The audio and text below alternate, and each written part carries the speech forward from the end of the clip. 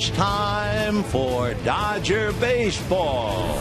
Live from AT&T Park in San Francisco, Sportsnet LA presents the Dodgers as they take on the San Francisco Giants.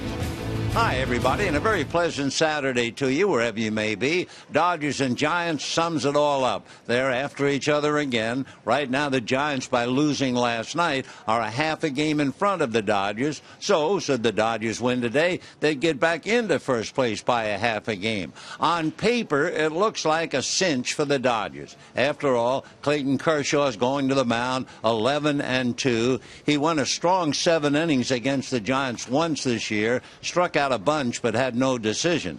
Now, when you look at Kershaw and all of his magnificence, going up against him is Ryan Vogelsong. And if you look at Vogelsong's record, you think, oh, well, he's 5-7 and not much of a record. However, in his last 10 starts against the Dodgers, the Giants have won 8 of the 10.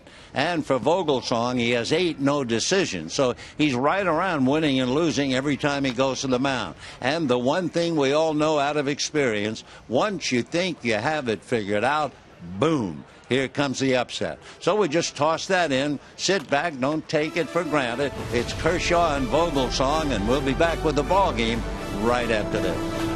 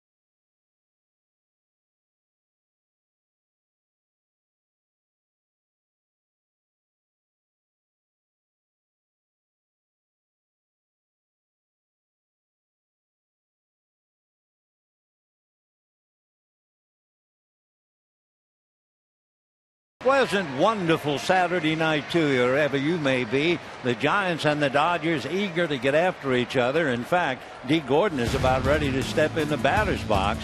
So let's take a look quickly at Mattingly's lineup. It's Gordon, Puig, Gonzalez, and Ramirez, followed by Crawford, Kemp, and Uribe, and Ellis and Kershaw. Nothing dramatic, no big changes in the lineup that produced 8 runs last night. So Gordon checks in, Ryan Vogelsong gets a strike, and we're off to the races. Ryan Vogelsong, 6'4", 215. He's the kind of a fella, if you look at his numbers, you don't think much of him, but he was a big star for the Giants back in 2012. The strike one pitch, and he misses. That makes it 1-1. In the games in which he has started against the Dodgers, 10 games, you look at his record, it's 4-3. But the Giants have won 8 of those 10. He comes in with a 4-game losing streak, but he's had 8 no decisions. He gets a strike to Gordon, and the count 1-2. So Ryan Vogelsong, maybe it's David and Goliath, maybe not, but it's Vogelsong up against Clayton Kershaw. The Dodgers have won 4 of 11 from the Giants. Now the 1-2 pitch, Gordon swings and misses, and down he goes. So Vogelsong comes up with the strikeout, and that'll bring up Yasiel Puig. And of course, he was the subject last night of a lot of discussion. 3 triples and a double. You go back to Hal Chase, 1906, Les Bell, 1926, Herm Winningham in 1990, and then Yasiel Puig, 4 for 5 with 3 triples and a double. That's a lot of total bases, 11 without a home run. So as Tim Lincecum and the rest of the Giants look on, Puig, who had such a magnificent night, out of the batter's box and timeout for the moment. Puig followed by Adrian Gonzalez. Dodgers have a lot of work. Remember, they've lost 5 straight series against San Francisco. Puig takes a strike, outside corner down around the knees. Last time the Dodgers lost 5 straight series to the Giants was back in 1970 and 71. So now, winning last night, they need one more victory to capture this series and break the string. Puig lifts one into shallow center, and Blanco makes a sliding catch for the out. Gregor Blanco playing for Angel Pagan, making a good play. Angel Pagan, who means so much to the Giants, has been on the DL, and as Blanco makes that catch again, we remind you that Pagan is now taking batting practice. They are saying it's a possibility Pagan would be playing when the Giants go out on the road trip. However, most people think that if he's back by the middle of August, they will be very thankful. So 2 down on the nice play by Gregor Blanco, and the batter now will be Adrian Gonzalez. Gonzalez had a good night last night. He could have had a fantastic night because every time he came up, Puig was in scoring position with 3 triples and also the double. As it turned out, Adrian had 2 RBIs, swings at a pitch up above the letters, doesn't get it, and the count 0-1. Beautiful early evening, 73 degrees here in San Francisco. What breeze we have, blowing out, occasionally angling from right to left, but not much of either. Vogelsong turns on the rubber, back the right hand it comes. Good fastball in for a strike, and that runs the count. No balls and 2 strikes. So Ryan Vogelsong had Tommy John surgery back in 2001. Interesting, as a pitcher, he is part owner of a bat company. Ryan looks down, getting a sign. He's been through the mill in his career. The next pitch, a chopper up the middle, right at the shortstop Crawford, who makes a bad throw, but Duvall comes off the bag to tag out Gonzalez. So Vogelsong goes 1, 2, 3. Down go the Dodgers, and now it's time for Clayton Kershaw to take an 11-2 record to the mound as we go to the bottom of the first.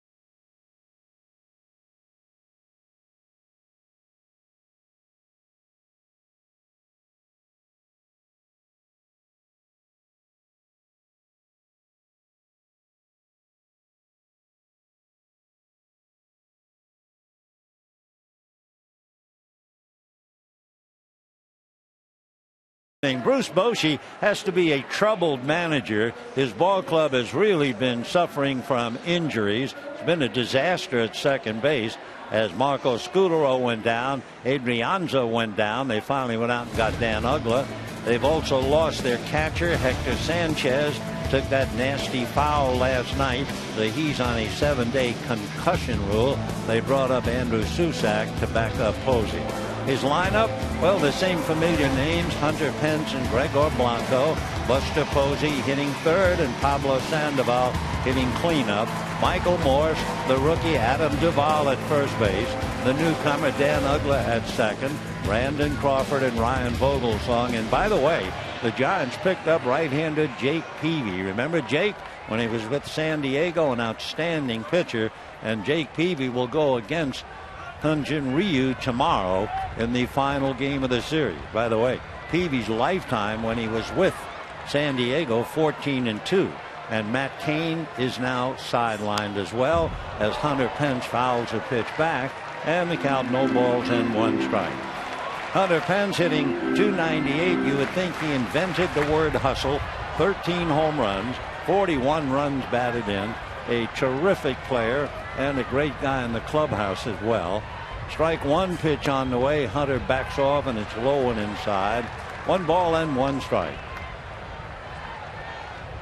Pence constantly in motion.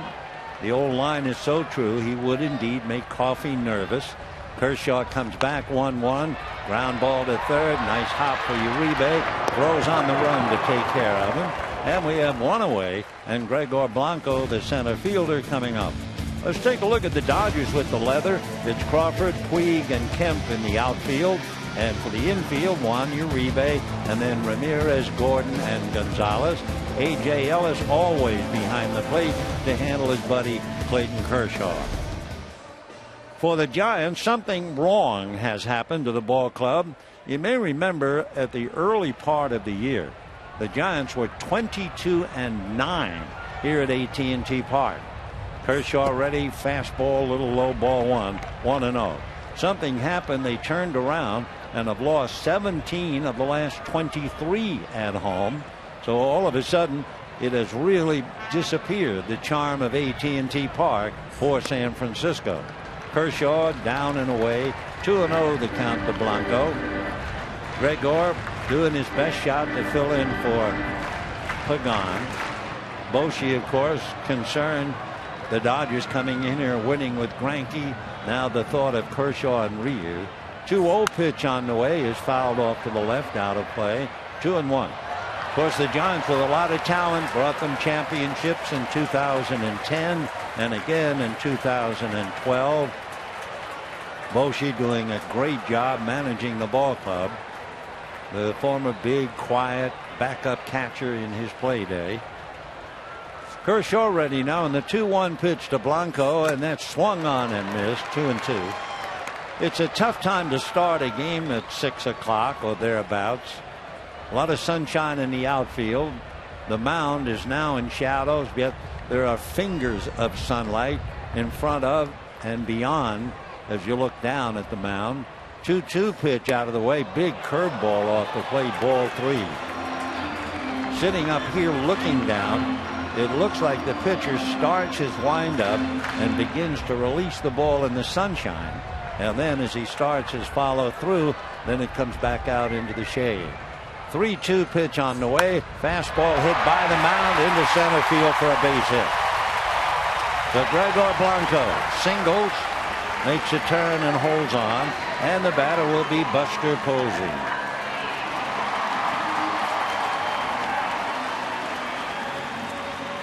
Buster Posey, and we'll get right to it, going up against Clayton Kershaw, is hitting only .204, but he does have the only Giant home run against Clayton this year. So Posey checking in, batting .282. Posey, however, when he plays first base, where he doesn't have the wear and tear of catching, is an incredible hitter, and you wonder just how long he'll be working behind the plate. Kershaw's fastball is low, 1 ball and no strikes. Posey has started 71 games. This would be 72 as the catcher and 16 games at first base. As a first baseman hitting .377, everyone is trying to tell Posey how much longer his career would be as a first baseman, and we'll see if they ever convince him, because he's the first to talk about how much he loves to catch, try to outthink the hitters, and handle people like Madison Bumgarner. So Blanco at first. The Giants are not a running team. Kershaw out of a stretch, looks at Blanco, now back to Posey, and misses low and inside, and he's now behind 2 balls and no strikes. The Giants have only stolen 39 bases as Pablo Sandoval waits, and then Michael Morse. 39 stolen bases compared to D. Gordon, who has stolen 46 by himself. 2-0 pitch on the way. Blanco holds. The pitch is missed at the plate, and the count 2-1. D. Gordon with his 46 stolen bases, and the Giants' entire team with only 39. That's quite a contrast, and it also tells you how the Giants play. They have 5 players with 10 or more home runs each. 2-1 the count. We'll watch Blanco, and he gets back to the bag. One thing against Clayton Kershaw, he's getting better and better at holding on runners. The percentage of success now just 52%. This year there has not been a stolen base. They're just even trying to run on Kershaw at all. 2-1 pitch. Blanco holds, and it's high, so they didn't play hit and run 2-1. Now we'll see if the Giants play run and hit. 3 balls and 1 strike. Posey, being a big gun in the lineup, has walked 33 times and struck out only 43. So we'll see if they run Blanco. 3-1. He is not going, and Posey hits a hopper wide of third to Uribe. Down to Gordon, back to first, double play. So the Giants play it the way they usually play it, very close to the vest as far as running is concerned, and they pay the price as Posey hits into the double play. And at the end of an inning, no score.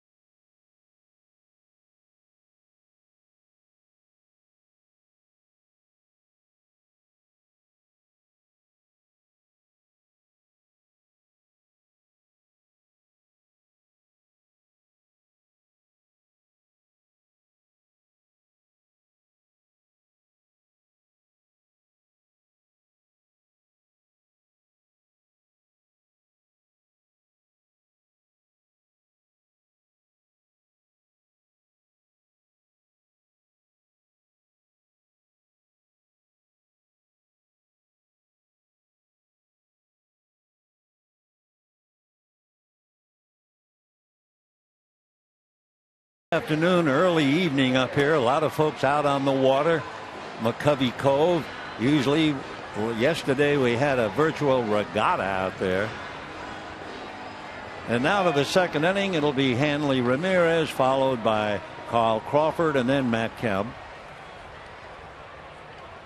Sun for the moment now a little bit behind, and it's diminished as Hanley Ramirez checks in.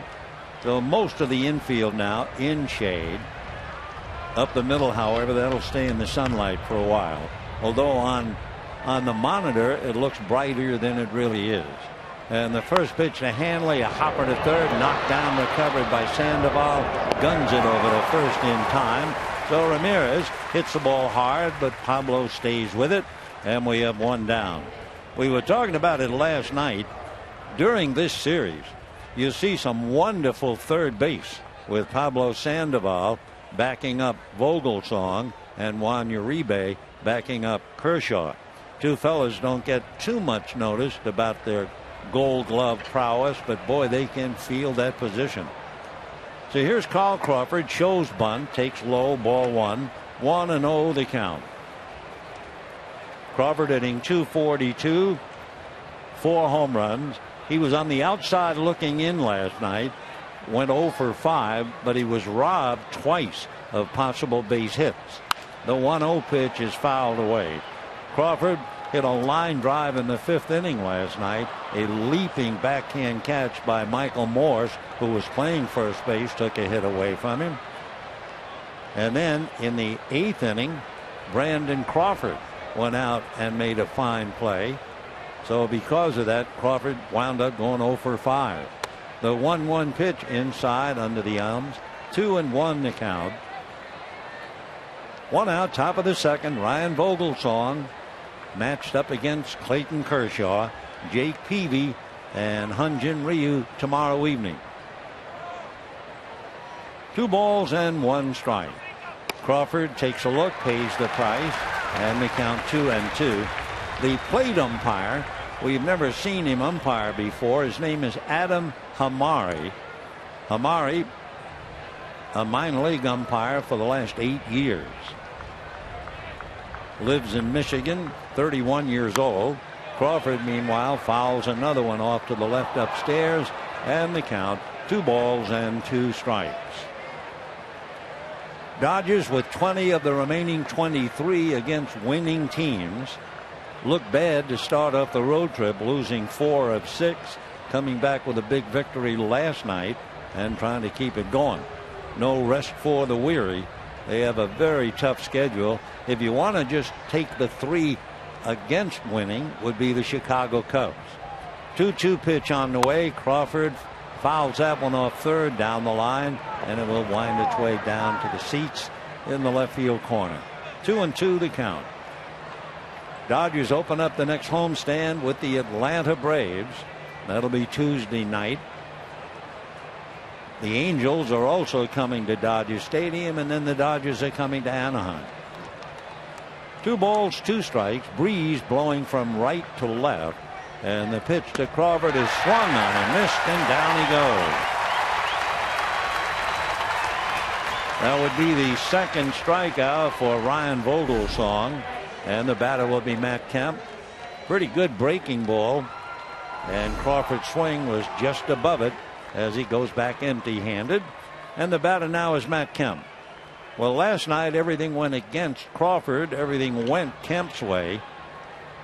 Matt wound up 2 singles and a triple, so he has his average up to 273. Hanley Ramirez in his game last night wound up with 2 hits, and of course Yasiel Puig standing with him had the huge night. Oh, look at those new glasses, rimmed in yellow. The very understated Mr. Puig. 0-1 the count to Matt Kemp. Vogelsong ready, back he comes, slider away. 1 ball and 1 strike. Vogelsong has certainly not had it easy. One of the biggest problems for him was something that hit him right out of nowhere. It had to do with a facial paralysis. It's called Bell's palsy. 1-1 pitch on the way, swung on and missed 1-2. That was back in his earlier days, 2003. It paralyzed the left side of his face. He fought that off. Then he hurt his back lifting weights. Another time he had such severe pain that led to Tommy John surgery, and he's battled his way all the way through. He originally signed in 1998. Kemp, little ground ball, backhanded by Crawford, guns it to first, and that's that. Well, we were talking a little bit about David and Goliath. We'll see. And at the end of an inning and a half, no score.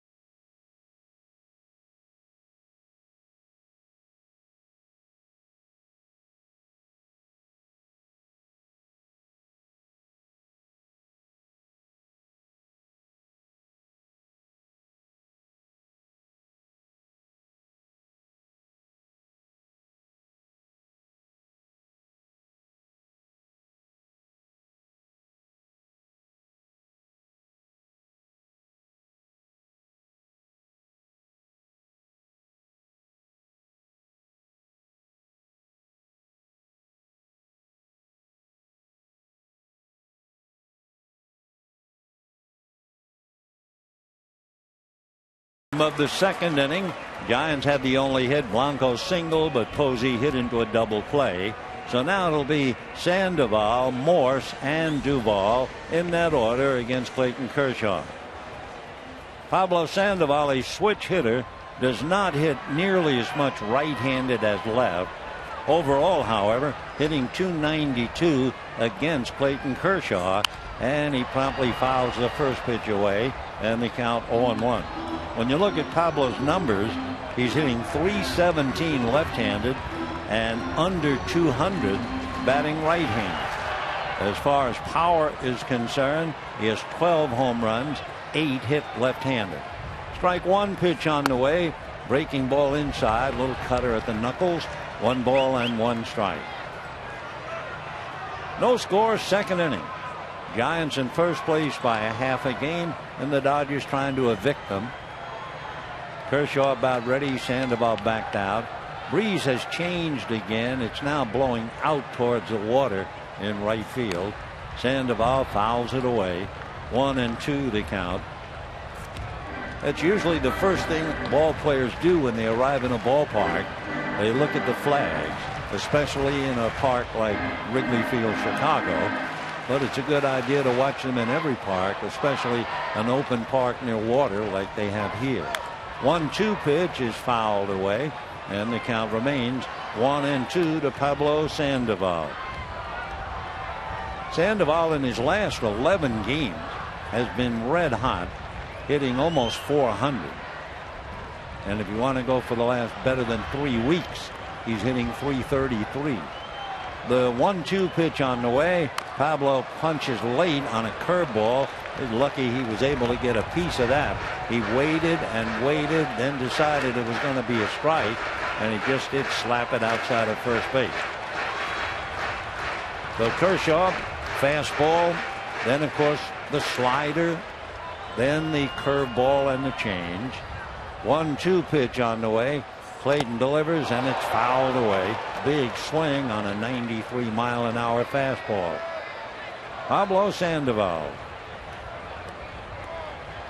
A.J. Ellis now, they've already given in the store the fastball, the slow curve.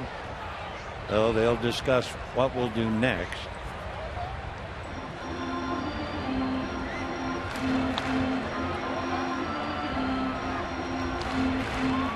They're going to be checking the plate umpire, Adam Hamari, who is hit in the mask. They're becoming extremely conscious and aware, and so he took a tough one. So did Ellis. Last night, Hector Sanchez was really rocked, and he's on the 7-day concussion list. 1 ball and 2 strikes. Sandoval waits. Fastball golfed at.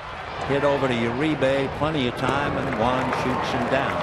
And we have 1 out. Up here in San Francisco, they are extremely aware of the possibility of a concussion. Mike Matheny, who is now a very successful manager for the St. Louis Cardinals, played here. And Matheny suffered 1 or 2 foul tips into a mask, went out of 1 game, and never played again. Ever. Not even 1 more pitch. So they're always worrying about the concussion, especially here.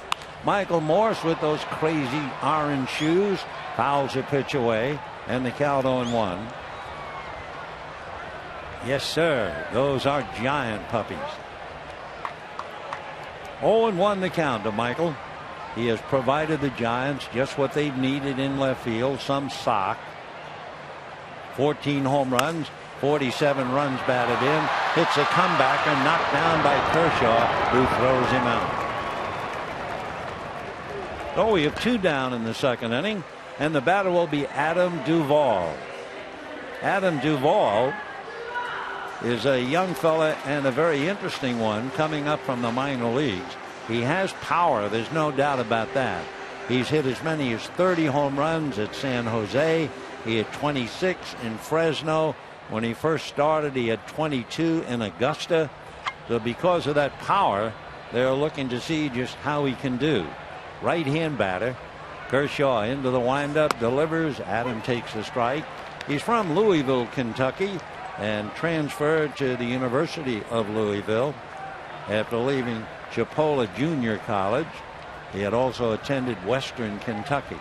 Strike 1 pitch. Duvall, big swing and a miss, and the count 0-2. Giants were still talking about the first time he had an at-bat against Cincinnati. Aroldis Chapman was throwing 100, and this kid pulled that 100-mile-an-hour fastball into a line drive to third base. Slow curveball is up, 1-2. So if you're a baseball man and you see a right-hand batter pull a 100-mile-an-hour fastball, that really gets your attention, and that's exactly as done as far as the Giants are concerned. 1-2 pitch on the way. Clayton deals, and he's a little low. 90-mile-an-hour fastball. 2 balls, 2 strikes, 2 out. No score. Bottom of the 2nd inning. Clayton up on top. Waiting on deck is Dan Uggla, another fella known for power. Kershaw turns on the rubber, and the 2-2 pitch is grounded foul off to the left out of play. Talking about power, home runs, etc., we should tell you that Clayton Kershaw has allowed only 6 home runs. 2 balls, 2 strikes, 2 out. 2nd inning, no score. Number 22 ready and deals, and it is swung on and pulled foul way down the line. Duvall is 6'1", 205-pounder. He'll be 26 in September. Of course, the Giants have always been known having power hitters, and he might just very well fall right into the slot. 2-2 the count. Clayton ready, back he comes. Fastball on the outside corner at the knee. Strike 3 called. First strikeout for Clayton. The Giants go in order, and at the end of 2, it's the Giants nothing and the Dodgers nothing.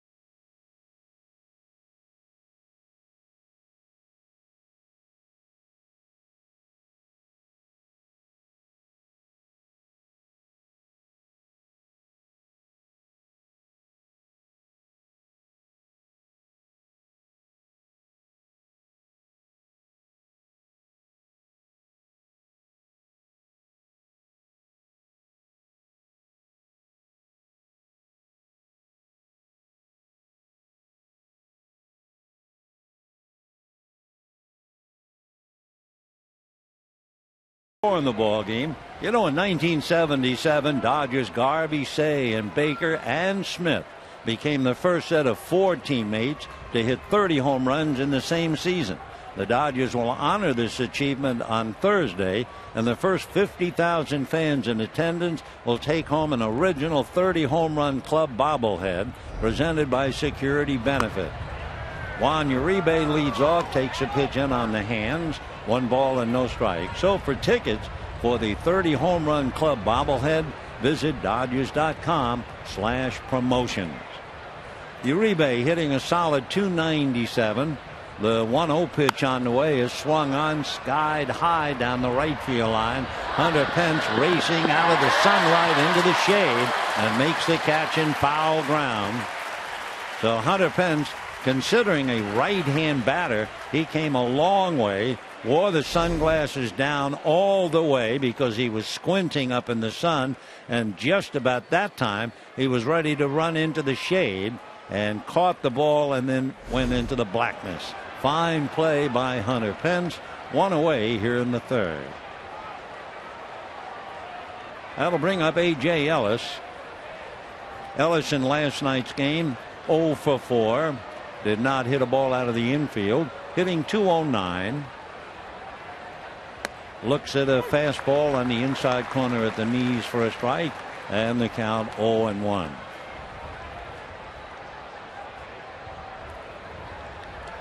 On deck, Clayton Kershaw. So Ellis waiting. Vogelsong turns on the rubber, and the right-handed deals, and it's off the plate. 1 ball and 1 strike. Ryan Vogelsong was signed back in 1998. He's been a professional ever since. Along the way, he pitched in Japan and battled his way back. 1-1 pitch hit late and foul down the right field line. Last night, another sellout here. So they've had 300 consecutive sellouts, and this will be sold out, I'm sure. So this should be number 301, and they'll do it again tomorrow. 1 ball and 2 strikes the count. Vogelsong turns, ready, back he comes, cutter off the plate. 2 balls and 2 strikes. Back in 2012, Ryan Vogelsong went 3-0, an ERA of 1 in 4 postseason starts. I mean, he was incredible, a tower of strength indeed. And you never know, just like tonight, he is capable of turning in a dandy. 2-2 fastball is fouled back. For Vogelsong, with Kershaw waiting on deck, certainly the odds were in favor of Clayton Kershaw, but Vogelsong has the ability. Ryan looks down to get a sign. Now the 2-2 pitch on the way is swung on, hit in the air to right center. Pence going back, reaches up and picks it off in that bright sunshine in right center field. So 2 out. That's 8 in a row retired by Ryan Vogelsong. Hunter Pence able to run that one down. It was Pence or nobody. Blanco couldn't get there. And Hunter makes another nice play, crossing the foul line on Uribe and going into the gap in right center. So here's Clayton Kershaw. 2 down, top of the 3rd, no score. Vogelsong ready, fastball off the plate, ball 1, 1-0.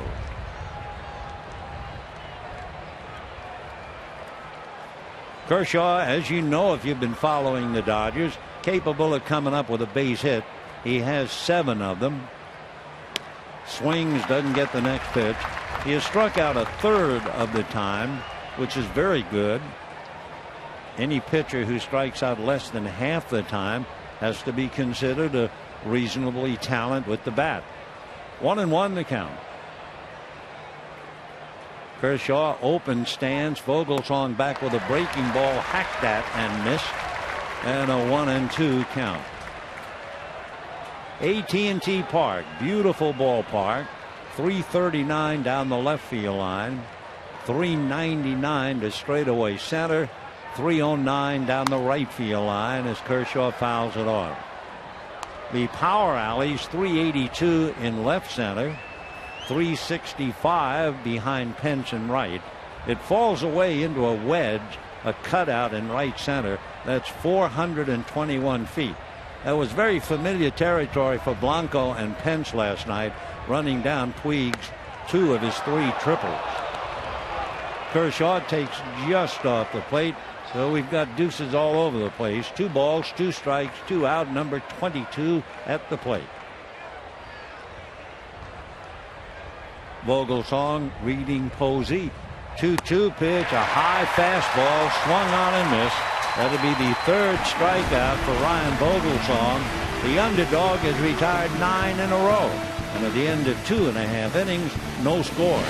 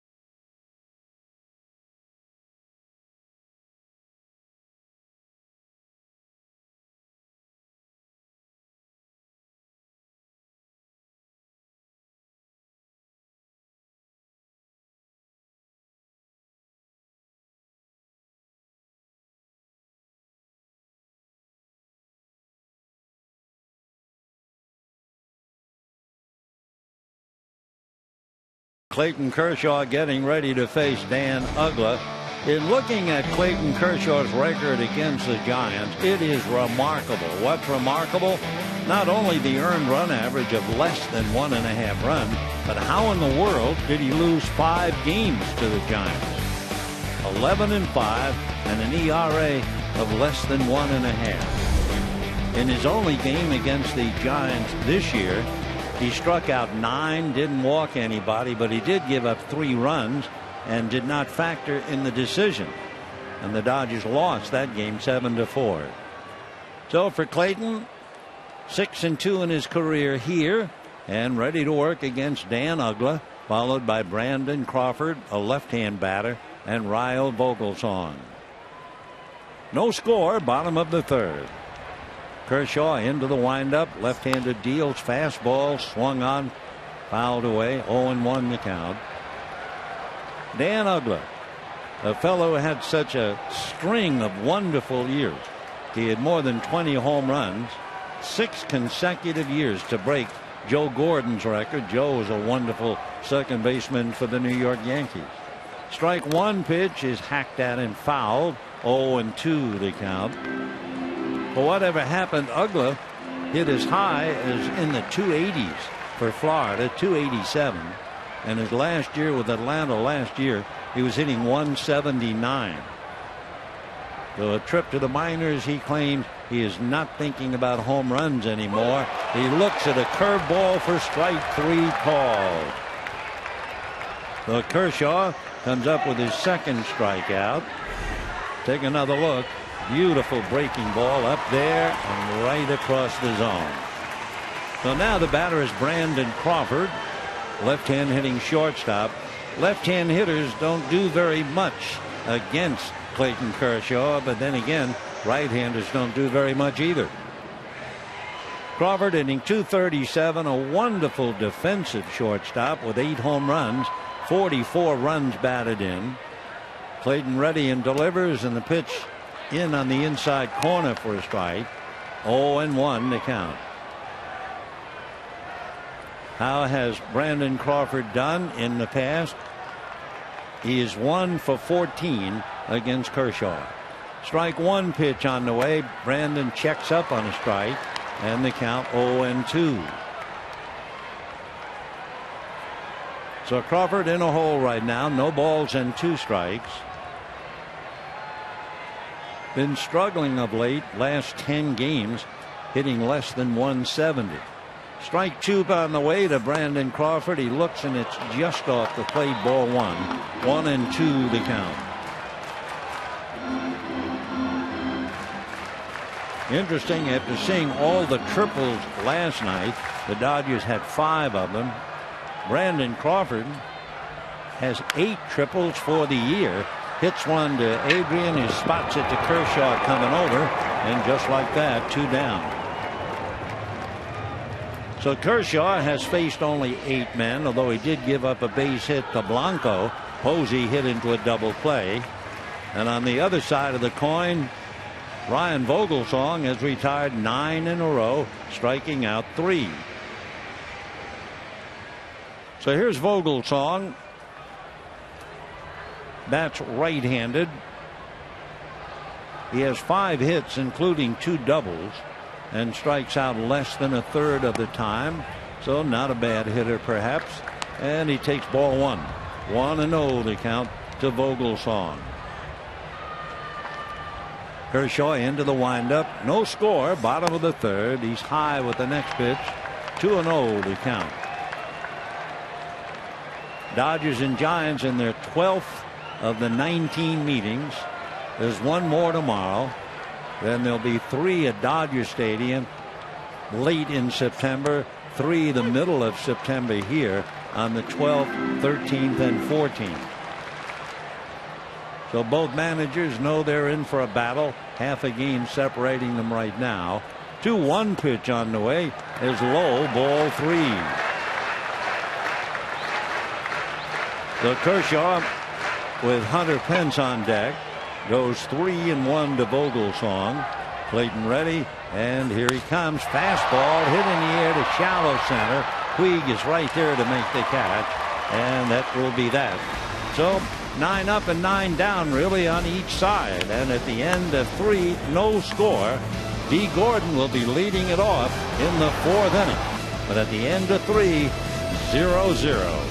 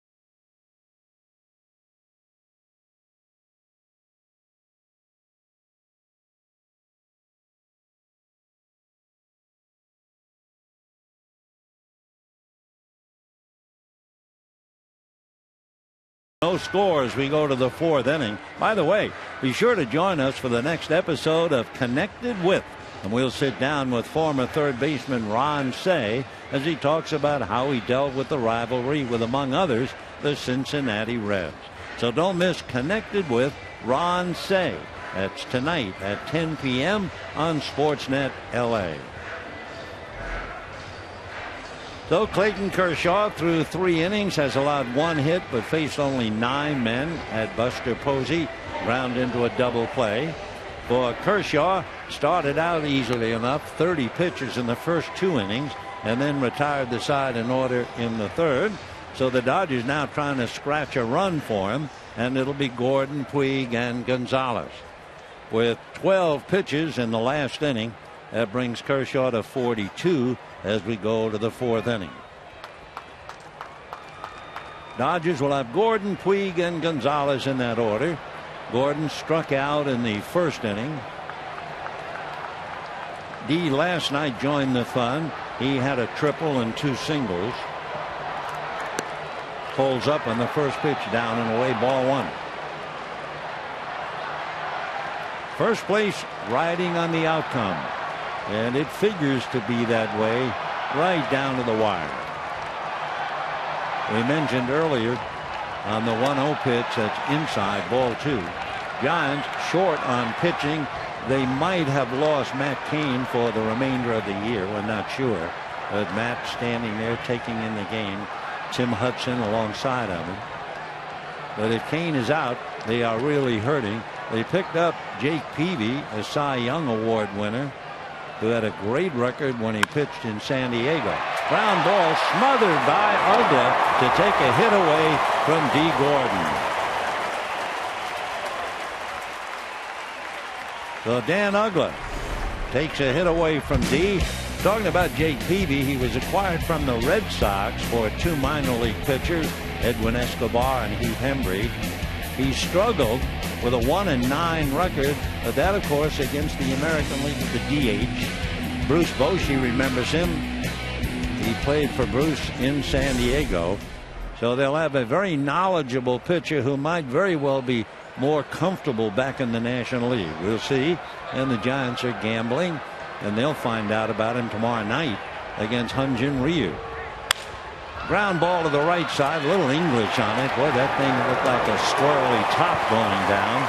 So they take care of Puig, who is 0 for 2. 2 down in the 4th. And for Ryan Vogelsong, all he has done is retire 11 in a row. And the batter, Adrian Gonzalez.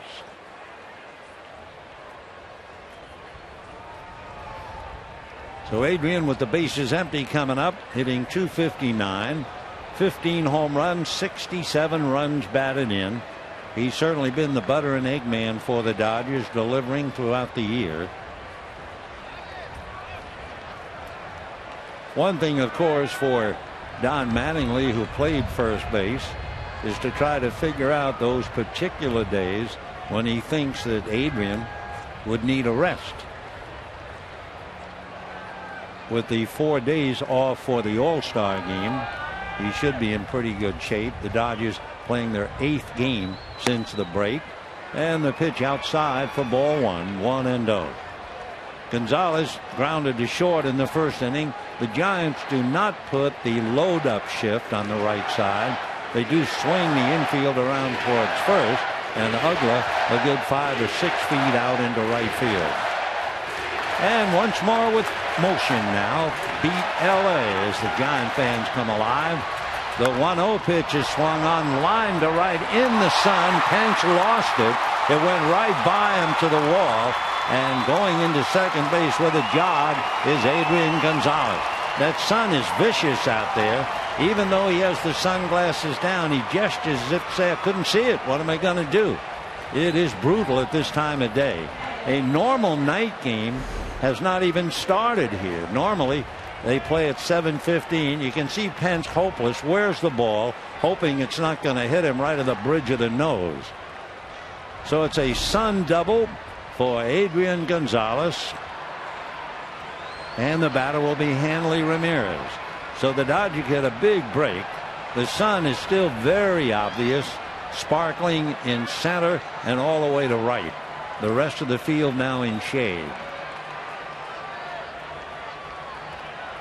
Ramirez waiting. Hanley has a look at a pitch for a strike, and the count 0-1.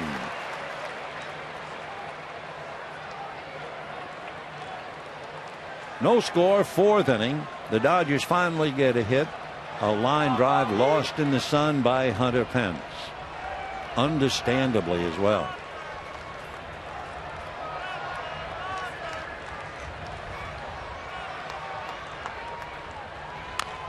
Big chopper foul, 0-2. When Babe Ruth was so prominent, of course, as a hitter for the Yankees, he would only play right field. Because at Yankee Stadium, right field is in shade. It's left field, that's the sun field.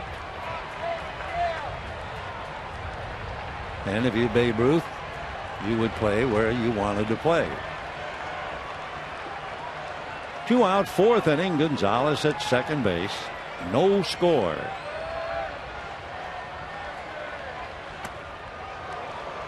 Really high fastball. Nice save by Buster Posey.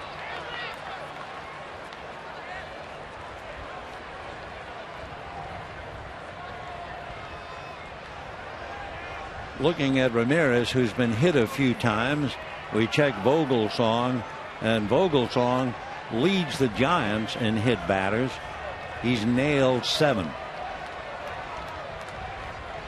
Gonzalez looking for a ride home. 2 out, 1-2 the count to Hanley Ramirez.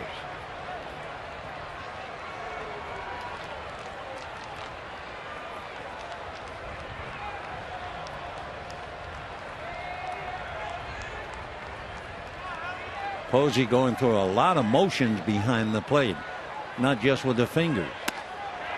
A lot of times you will see a pitcher and catcher, especially with a veteran like a Gonzalez, not saying that Adrian would try to steal the signs, but there's a lot more on that last sequence. We'll see if he does it again. Not quite ready to deal. Posey deep in thought. Now he goes. There he goes. Shin guards, thighs. The fingers might not mean anything. 2-2. In the dirt. Gets away from Posey. It was late for Gonzalez. I don't think he saw it, though he holds on. Also, with 2 out, you're in scoring position. No reason to gamble. Again, Adrian has it to say, I didn't see it. Too late. 3-2 the count.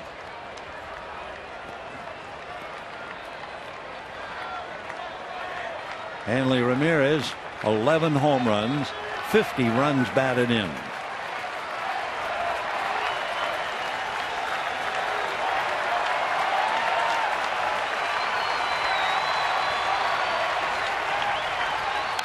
Foul back.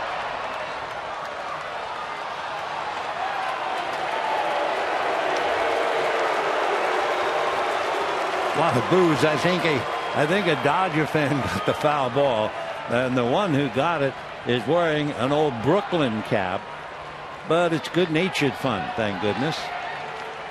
That's the biggest difference I find, Candlestick Park and AT&T Park.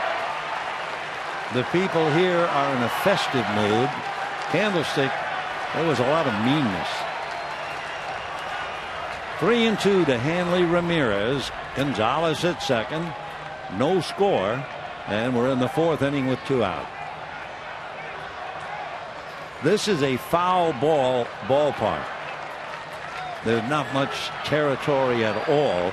Once you leave the foul lines, balls aren't in play very often. Fouled away. We were talking about it at dinner tonight. This, they say, is a pitcher's ballpark, but there are so many foul balls, pitchers have to make extra pitches. Atlanta's Fulton County, that stadium in Atlanta, you had so much foul territory that the pitchers loved it. 3-2 the count. Of course, there's really no land anyway, just for the ballpark here. No real parking. You have to go a good long walk, and it only accommodates a few thousand cars. All right, 3-2 to Hanley. And a fly ball to left field, coming over to his right in those dazzling shoes, and the ball drops in front of him. Hanley going to second, and he is out at second base. So Michael Morse could not get under the looping fly ball. Gonzalez scores. Hanley outstretching. Don Mattingly, I think, coming out to talk to the second base umpire, Paul Schreiber. Oh, let's wait and see. We'll see whether that's an official review or not. Tim Wallach is on the phone. Is it worth it? Tim now looking out towards the manager, who's just about to get to the umpire. Hanley didn't argue, so we'll just keep watching Tim. No, thumbs down. Forget the argument. Hanley Ramirez is out. Dodgers do get a run on a Sun double and a blooping fly ball to right. And at the end of 3.5 innings, Dodgers lead 1-0.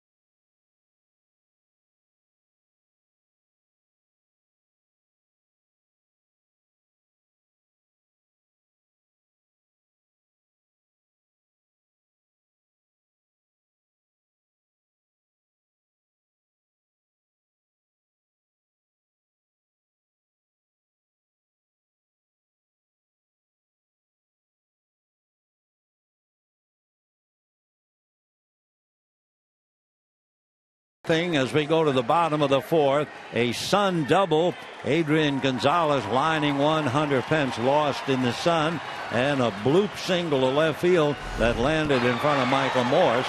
And then Hanley tries to stretch into second, and he is thrown out. We'll take another look. Dan Uggla in position at the bag, handles a throw, quick tag, and Hanley immediately backs off the bag. So if you're Mattingly, you look out at Ramirez and you figure, well, he's acting like he knows he was out, and then backed away anyway. Hunter Pence fouling it back, 0-1. Pence, Blanco, and Posey. Blanco had a single, but then Posey hit into a double play. So 1 run, 2 hits for the Dodgers, no runs, 1 hit for the Giants. Big curveball, what a beauty. Whoa. 0-2. When Kershaw pitched his no-hitter, I mean, he was really on all cylinders. There's the breaking ball. Now a little slider, and that'll do it for Hunter Pence. 3 strikeouts for Clayton, 1 down here in the 4th inning. When he is going on all cylinders, you wonder how they ever hit him. I mean, with a great fastball complemented with a great slider, then the big overhand curveball and the off-speed pitch. How tough can it get? Well, here's Blanco. Blanco hit one up the middle for a base hit in the 1st inning. Shows bunt, ball 1. Blanco with the base hit has hit safely in 10 of his last 12. Hitting over 300 to get his average up to 237.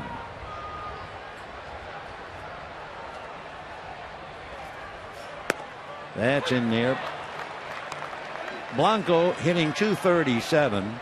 Angel Pagan was hitting 307.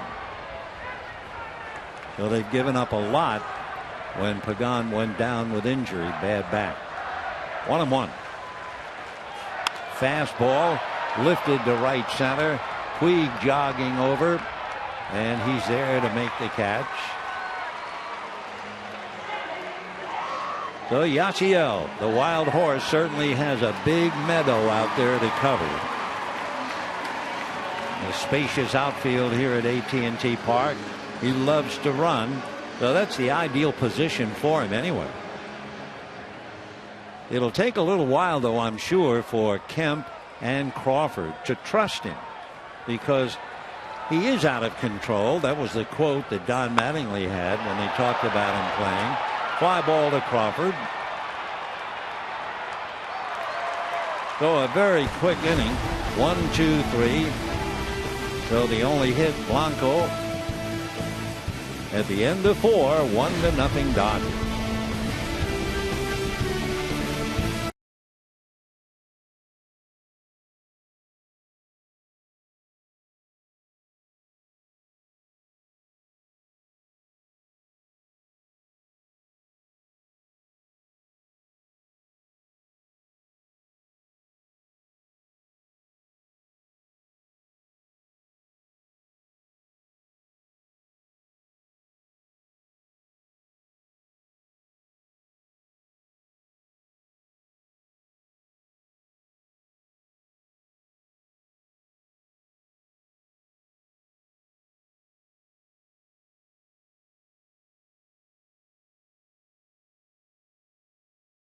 To you, Bob.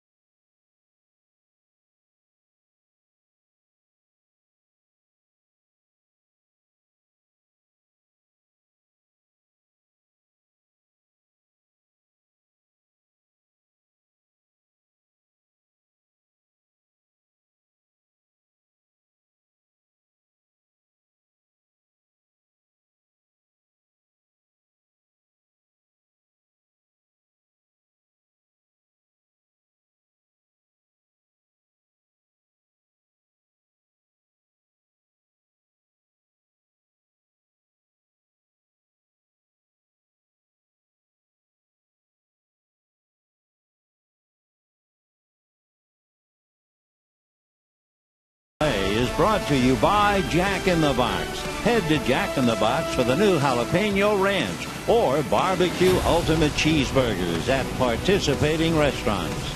And by the all-new Chrysler 200, America's import. We're moving to the 5th inning here at AT&T Park to match up the two pitchers. They are dead even in one area. Pitches made. Through 4 innings, they've each made 49 pitches. Vogelsong a little unlucky. That line drive lost in the sun by Hunter Pence. That was the double, and then the blue fly ball single by Ramirez. That's really the only thing separating the two pitchers. Meanwhile, Crawford up there, and ball 1. If you look at the field now, this is just about the way it is for a normal night game. Just a sliver of sunshine in deepest right center. But the game started at 6, and that's really the difference in the time of the start and what's happened in the game. Pence would not have had to contend with that line drive by Gonzalez at a normal starting time, but we're in the 5th inning. 1 ball, 1 strike. Ball 2, 2-1.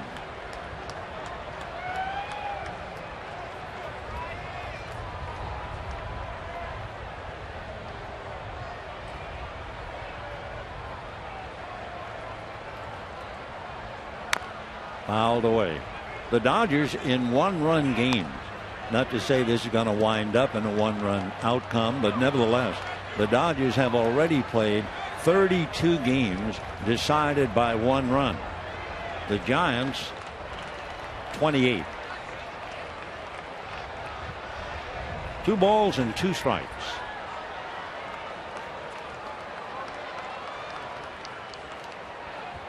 Fastball sprayed foul down the line.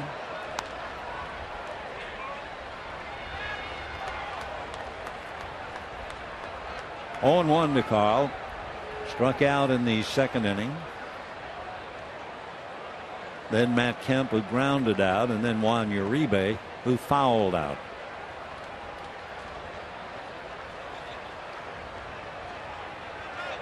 2-2. Fastball late. Got enough of it to hit it foul off the other way.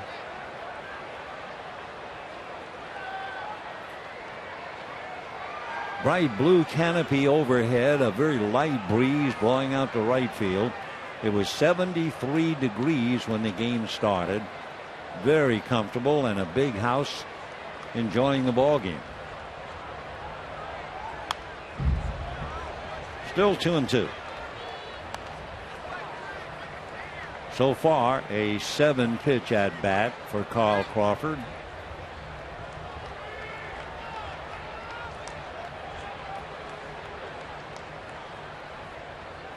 Dodgers 1 run, 2 hits. Giants no runs, 1 hit.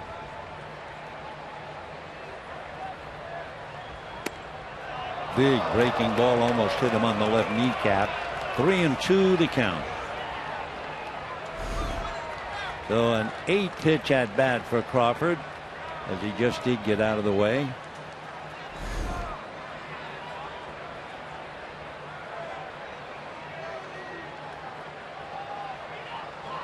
Slow curveball whacked into left center. Blanco up with it. So a 3-2 curveball, and Crawford straightens it out, and the batter will be Matt Kemp. So for the Dodgers, they've had 3 consecutive base hits. The Sun double by Gonzalez, then the bloop single by Ramirez. Now a line drive single by Crawford. Matt Kemp checking in, grounded to short in the 2nd inning. So Matt 0 for 1.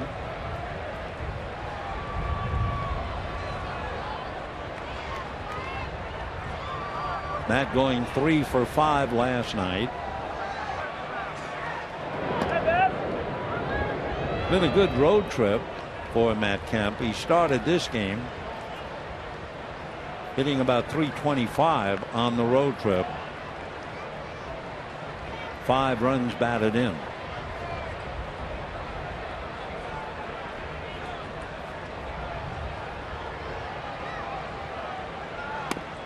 And ball 1. Crawford at first base has stolen 11 bases, 11 out of 14. So that's something else on the mind for Ryan Vogelsong to contend with. Meanwhile, 1 ball and no strikes to Matt Kemp.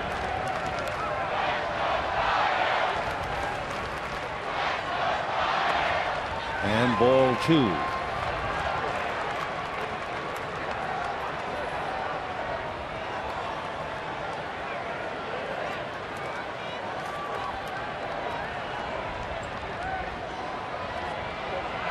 Vogelsong basically is a fly ball pitcher.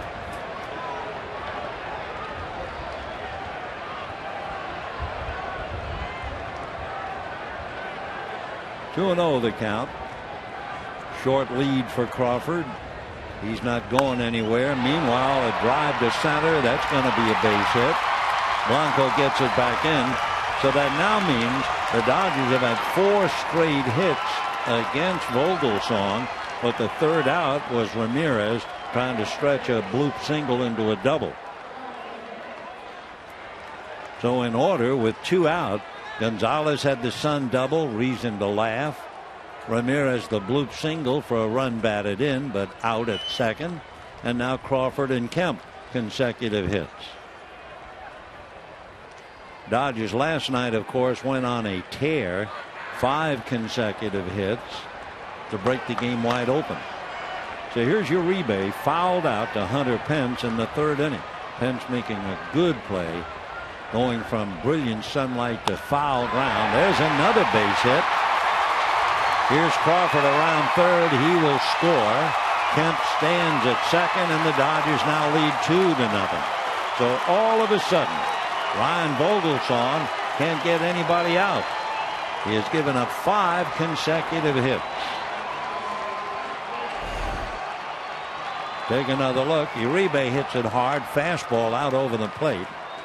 So a line drive single, and Uribe nets 1 in. So the Dodgers lead 2 runs, 5 hits. Giants no runs, 1 hit. And the batter is A.J. Ellis, first and second and nobody out. Ellis flied to deep right field in the third inning. Hunter Pence made a fine running catch. 2 on, nobody out. Breaking ball strike, 0-1.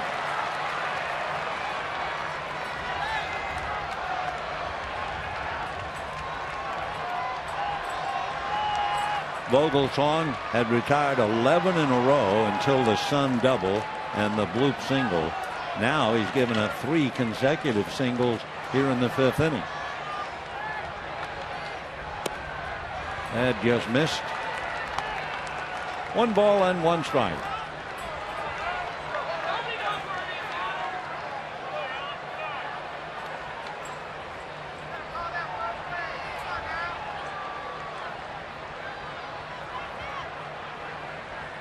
Two runs, 5 hits for the Dodgers, no runs, 1 hit for the Giants. 1-2 the count to A.J.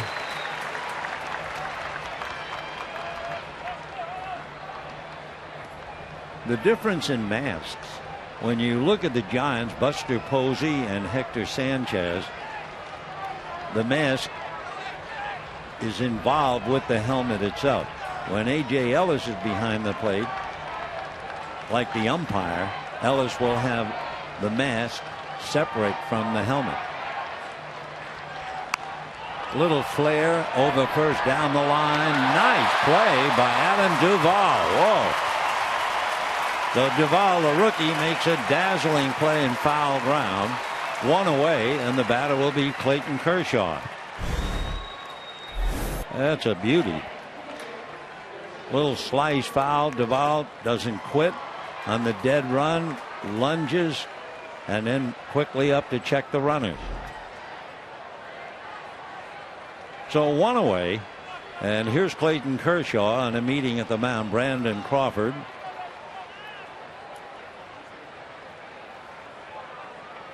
Two on, 1 out. Clayton Kershaw has 3 sacrifices. I know there's 1 out, but they might very well have him sacrifice.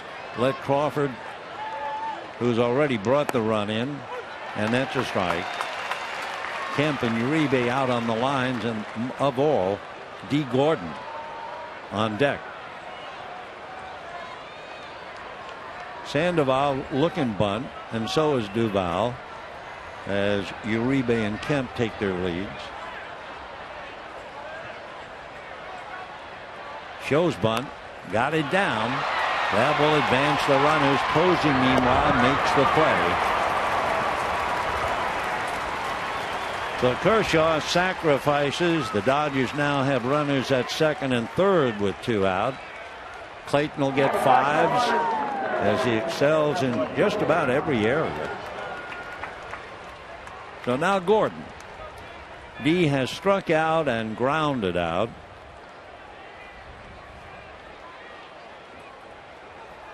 .26 runs batted in.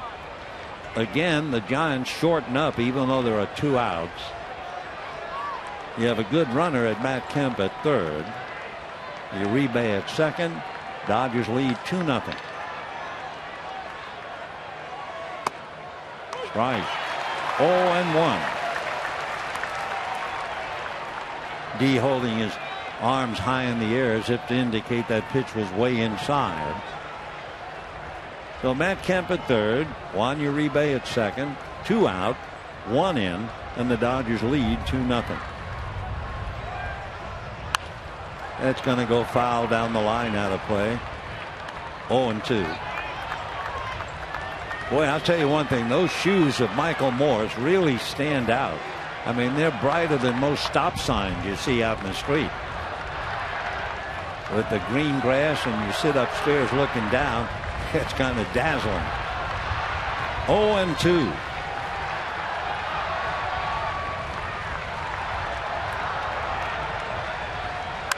And a little fly ball. Pence coming over. Blanco coming over. And Pence backhands it.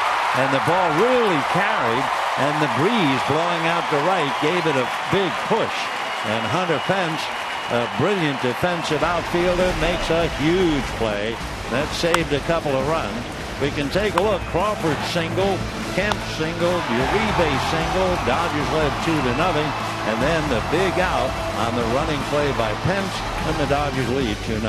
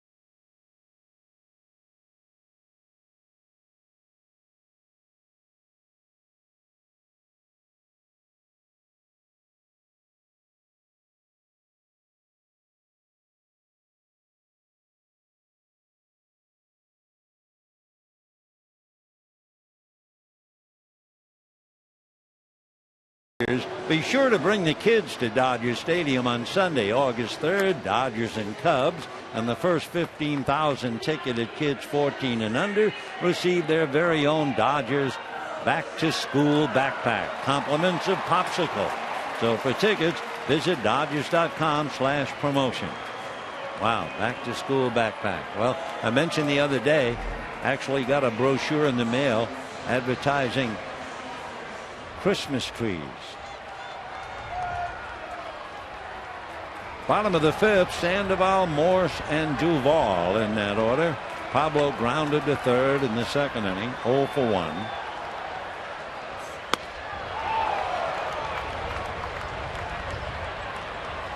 Giants have one hit, a first inning ground ball single up the middle by Gregor Blanco, and then Posey followed by hitting into a double play. So in 4 innings, Kershaw's only faced 12 batters. 0-2 the count. Well, certainly sunshine is no longer the problem. Not anymore. Now it's a question of the lights taking effect.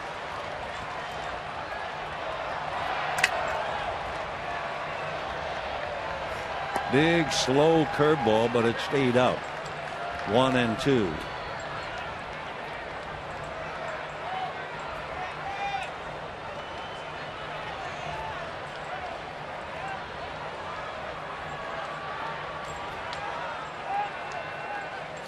Fastball. Pablo got a little of it. Still 1-2.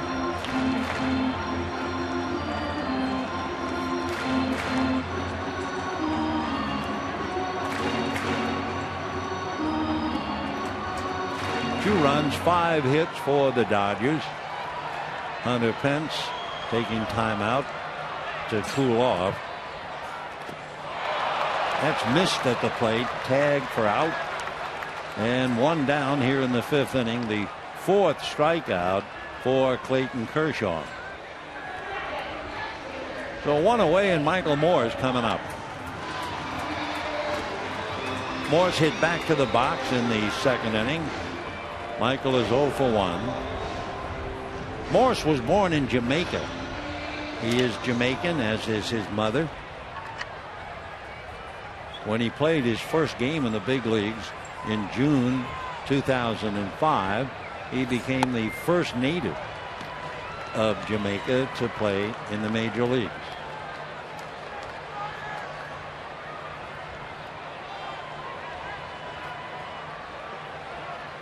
1 ball and no strikes.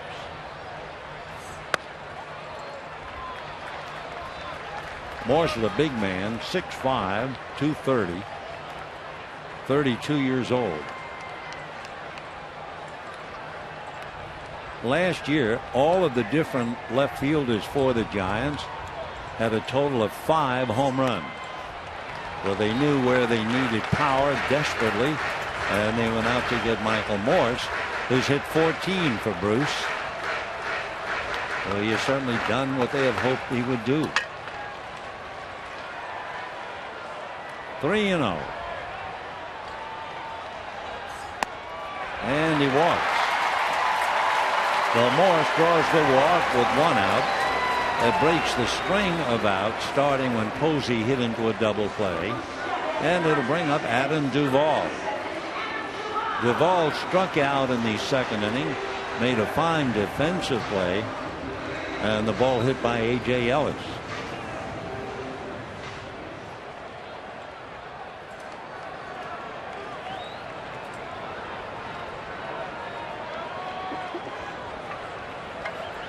More short lead at first. Kershaw eyeballing him. 0-1 the count.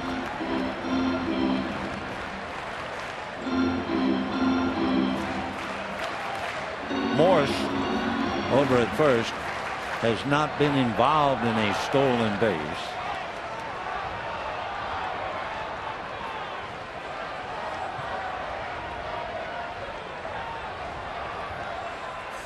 Fastball lifted down the right field line, foul, well out of play.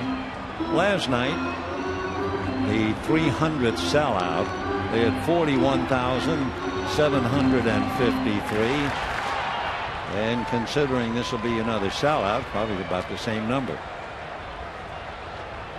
0-2 the count to Adam Duvall.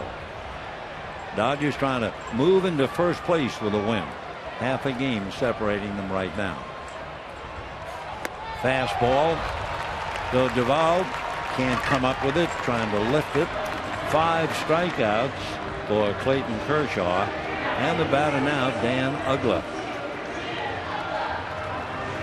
Uggla struck out in the 3rd inning, 0-1.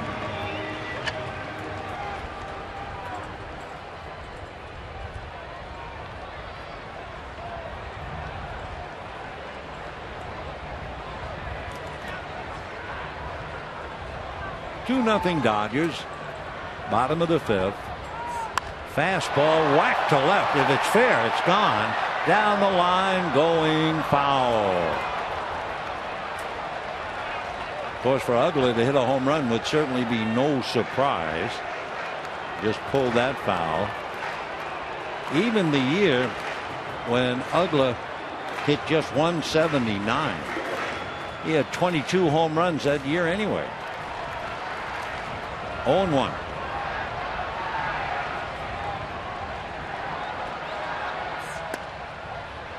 One ball and 1 strike.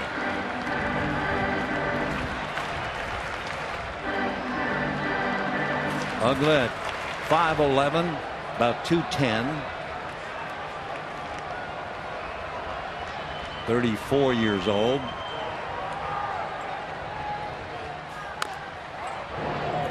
One and 2 to count.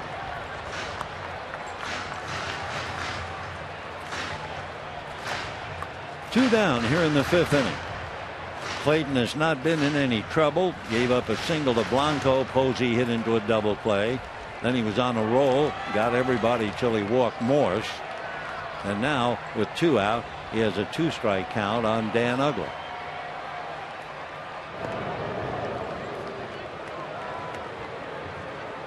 Even though Morse has not been involved in a stolen base, Kershaw reminds him, I'm still very well aware.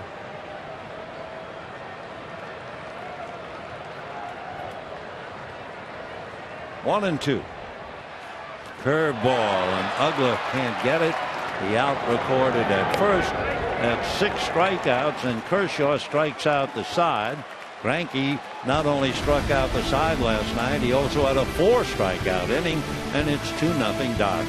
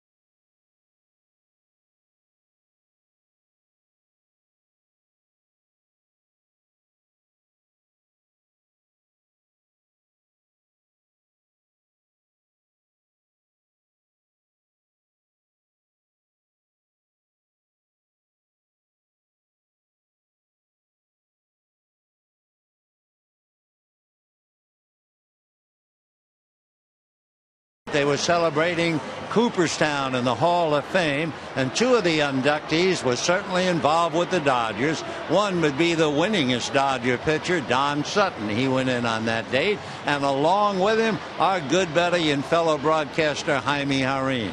1998, two more Dodgers entering the Hall of Fame. Let's go back to this one.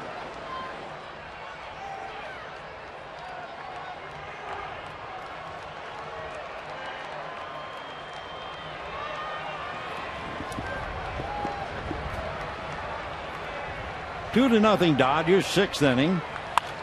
A one-hopper backhanded by Crawford. On his feet, throws too late. Yasiel Puig almost robbed of a hit. Brandon Crawford did everything possible, and Puig just fast enough to beat the play. Great diving backhand stop. Crawford's a dandy. And then firing to first, and only someone with that great acceleration could have beaten that throw. The Puig with the infield single is 1 for 3.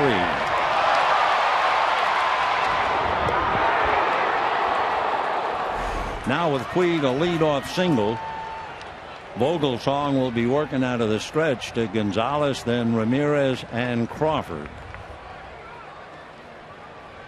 Yasiel Puig is a break-even base stealer. That's really not good enough, but he is learning the moves of all the pitchers. Off speed and away, ball one. Tell you one thing, and we've seen Adrian bunt for a base hit. Pablo Sandoval is in the hole at shortstop. So he is a long way from third base and the foul line. 1 ball, no strikes. Crawford up the middle. Off speed for a strike. 1 ball and 1 strike. Dodgers 2 runs, 6 hits. Giants no runs, 1 hit. Kershaw has struck out 6 and walked 1. The last time Clayton pitched against the Giants, he struck out 9 and did not walk anybody.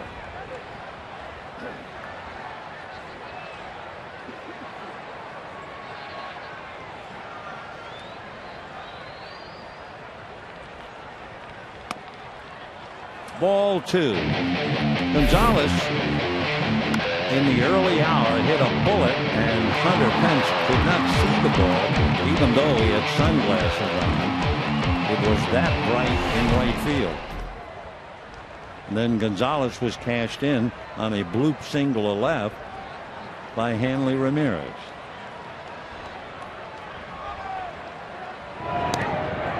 That Sun double, by the way, also broke the mood.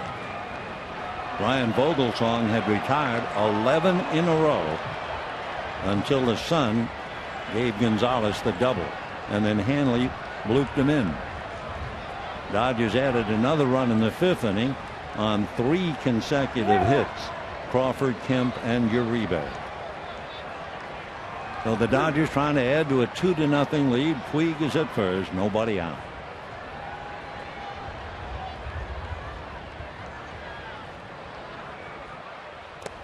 Breaking ball in the dirt. 3-1 the count.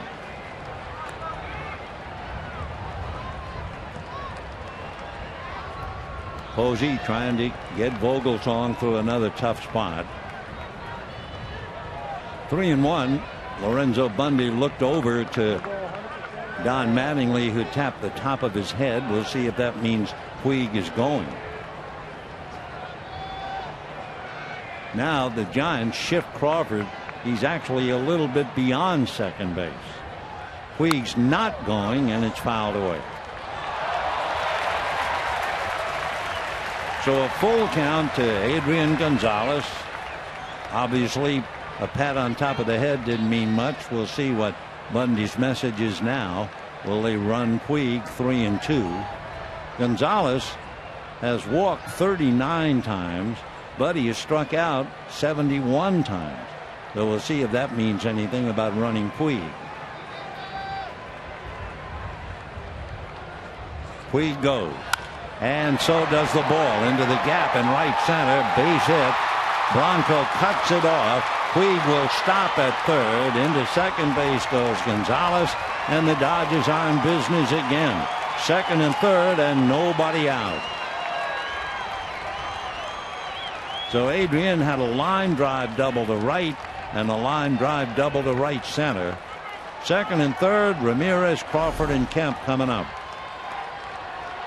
Fastball out over the plate, above the knees. Perfect pitch for Adrian, and he drills it. Blanco does a good job of getting over to cut it off. Puig, no reason, even though he was going, once he sees the ball get by for the hit, no reason to send him, nobody out. Puig now gesturing out to Gonzalez, and Gonzalez is making fun of Puig as if he can't run. Yeah, there's a lot of fun out there occasionally. Gene Mackey goes down to the Giant bullpen.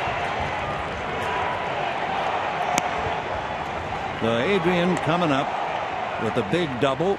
Puig is now at third, and Ramirez had the bloop single to left for the RBI in the fourth inning. So Ryan Vogelsong now has allowed 7 hits, 2 runs. The infield is halfway.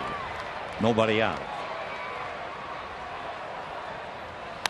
And a high foul ball that should carry out and does. 0-1 the count.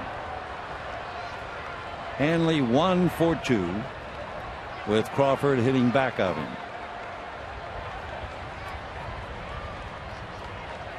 All year, or most of it seems, we've been hearing about Hanley Ramirez and his sore shoulder. I think he wants another bat. Last night there was a base hit, took a bad hop so that Uribe could not handle it. Ramirez not only backhanded the ball, but he was running towards the left field foul line, and he made an awkward and yet reasonably accurate throw to first, not in time to get the running, but the point being you just couldn't make that play with a bad shoulder. So that had to be encouraging news for the Dodgers, to think that Hanley's shoulder is okay. Second and third, the infield halfway. 0-1 the count and nobody out. Dodgers with a chance to add to the 2-0 lead. 1-1.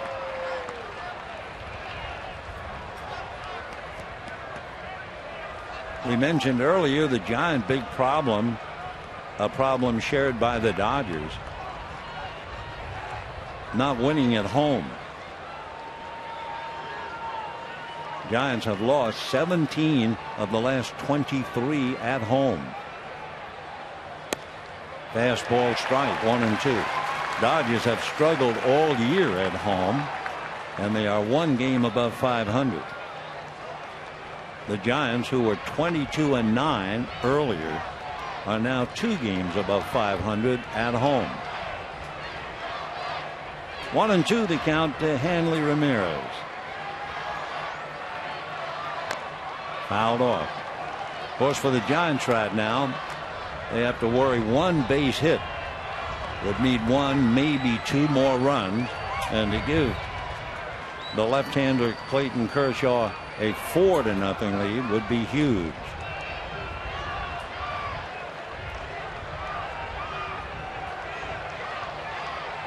One and 2 to Hanley, batting .277.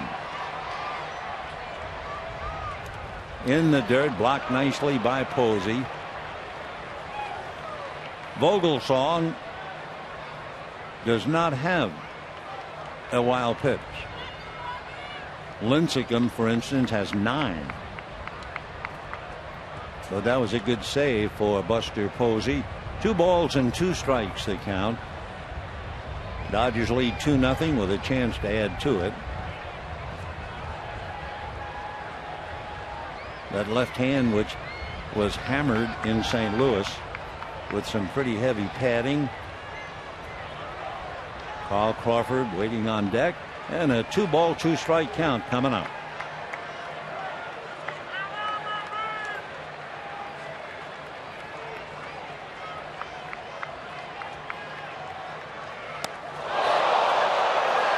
3-2.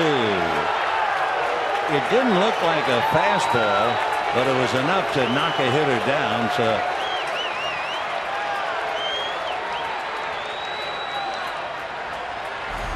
take another look.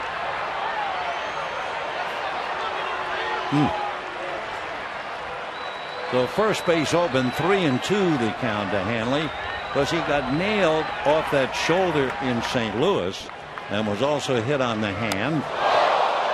Boy, you look at that motion, and it really was close. So 3-2 the count to Hanley Ramirez. Time. They've all been through it. They've all been knocked down. The question, of course, is intent. Puig and Gonzalez out on the lines. 3-2 to Hanley. First base open.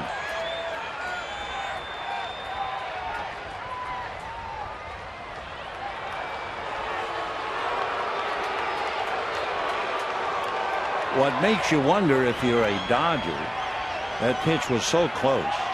Vogelsong has not walked anybody.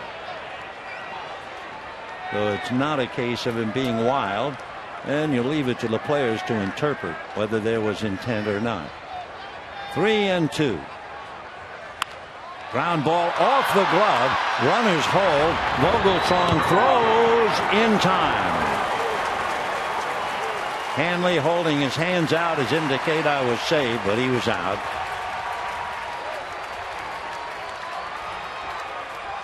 So runners holding, and the batter will be Carl Crawford.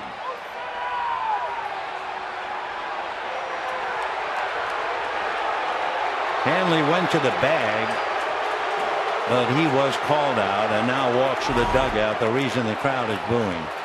It was a good defensive play by Vogelsong. Close play, but the ball did beat him to Duvall.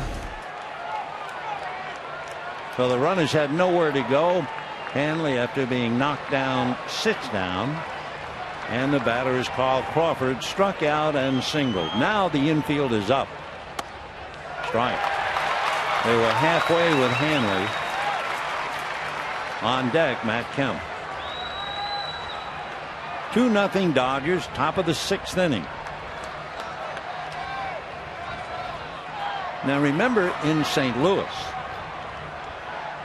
when Puig was hit and Ramirez was hit, the Dodgers felt it was of intent. So Clayton Kershaw took dead aim and hit Matt Holliday right in the fanny. So we'll see whether Kershaw felt that it was intent or otherwise. 1 ball and 1 strike. Fastball away.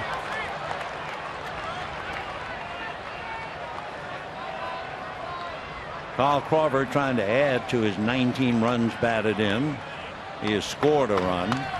Dodgers have Puig at third, Gonzalez at second, 1 out.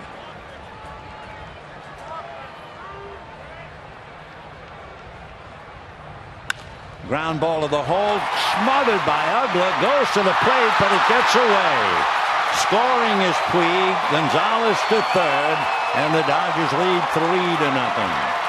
A great stop by Dan Uggla, and his throw on about a bounce. Tough play for Posey to handle, and he couldn't do it. What it did do was save an extra run. If the ball goes through, Gonzalez would have also scored. Take another look. Ground ball to the hole, smothered by Uggla, gets up, throws low, and Posey can't handle the bounce. So the Dodgers lead 3-0. It'll be a fielder's choice for Crawford and an error charge to Dan Uggla. 3 runs, 7 hits for the Dodgers. Puig rolling in. And now here's Matt Kemp. Runners at first and third. Still only 1 out. There goes Crawford, a chopper wide to third. Up with his Sandoval to the plate. The tag is made, and the Dodgers are going to argue on that one. Dodgers feel that Gonzalez was able to avoid the tag, and here comes Mattingly. So Kemp loses a chance for a run batted in. Again, Tim Wallach is on the phone to see whether the tag was made, was not. It'll be the thumbs up or thumbs down. A young rookie umpire at the plate, and we shall see. Dodgers, we know, lead 3-0. They also have the bases loaded, and thumbs down. So 2 out, and the bases remain loaded as Gonzalez is erased at the plate. So the Dodgers had second and third and nobody out. There's the play, and you see the tag and the umpire in perfect position. So here's Uribe. Dodgers first and second, and Uribe trying to pick up his man Crawford. 1 ball and no strikes. 3 runs, 7 hits for the Dodgers. No runs, 1 hit. Adrian Gonzalez still unhappy. I think he feels there was no tag, or he certainly didn't feel the tag.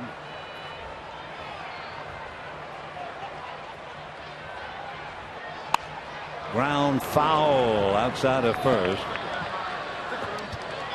1 ball and 1 strike. Uribe has fouled out to right and singled, one of 3 consecutive singles in the 5th inning.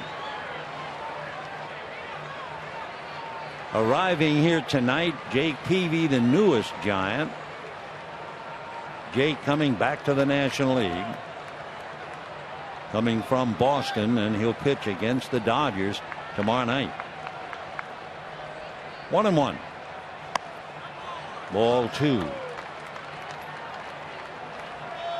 93 pitches, so 22 pitches so far made here in the 6th inning by Ryan Vogelsong. He's still hanging tough considerably. Kershaw's leading 3-0. It could be a heck of a lot worse for the Giants. 2-1. Crawford and Kemp on the lines, and Uribe trying to pick somebody up.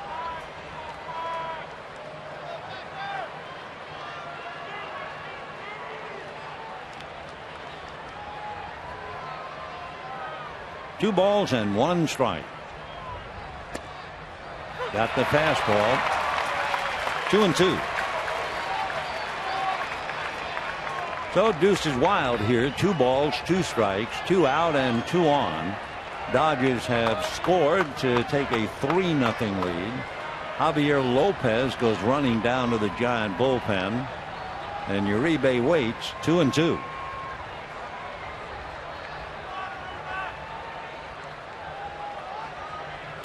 And a drive into right center. Blanco can make the play. It's backed up by Pence. Scoring easily is Crawford. Kemp takes third on a double by Uribe, and the Dodgers lead 4-0. So the Dodgers, with a single and 2 doubles, have scored twice and have a reasonably comfortable 4-0 lead. Take another look. Uribe slices one. Blanco was playing him towards left center, and as he overruns, it's backed up by Pence. So for Uribe, he has a single and a double tonight. His 14th double. Uribe also now has 28 runs batted in as Crawford brings it in. They will walk Ellis intentionally. And that will load the bases. And in a moment, Clayton Kershaw will be coming up with the bases loaded, 2 out, 2 in, and a 4-0 Dodger lead.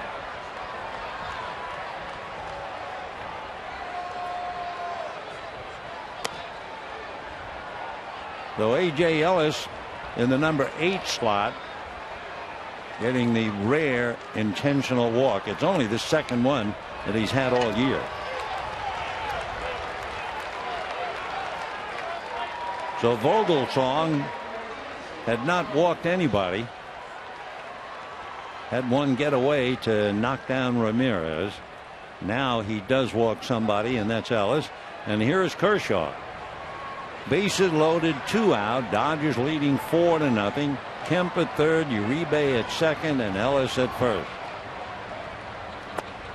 Ball 1. Now all of a sudden, it's been a 29-pitch inning. Vogelsong has made 100 pitches.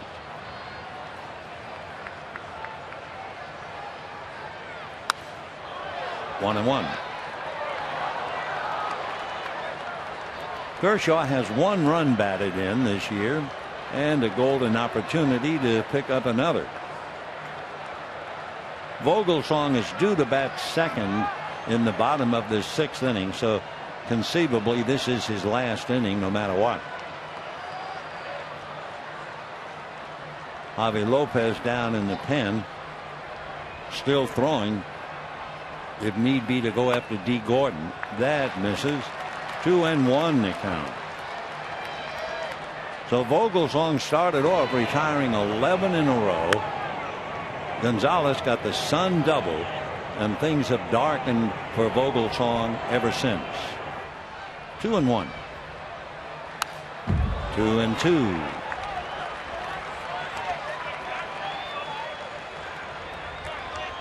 Four runs, 8 hits, no errors for the Dodgers, no runs, 1 hit, 1 error for the Giants.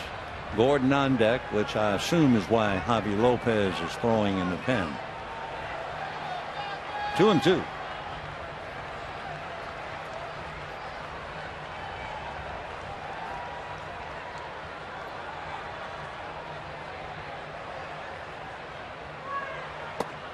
And ball 3. So far, he's made 33 pitches in the 6th inning alone.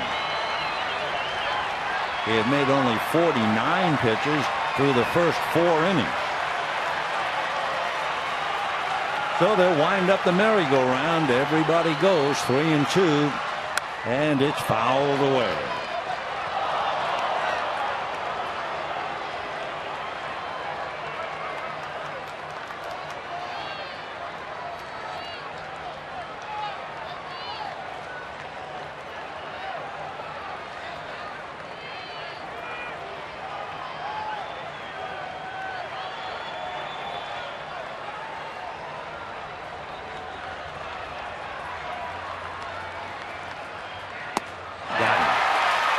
So Kershaw strikes out, but 8 men come to the plate for the Dodgers.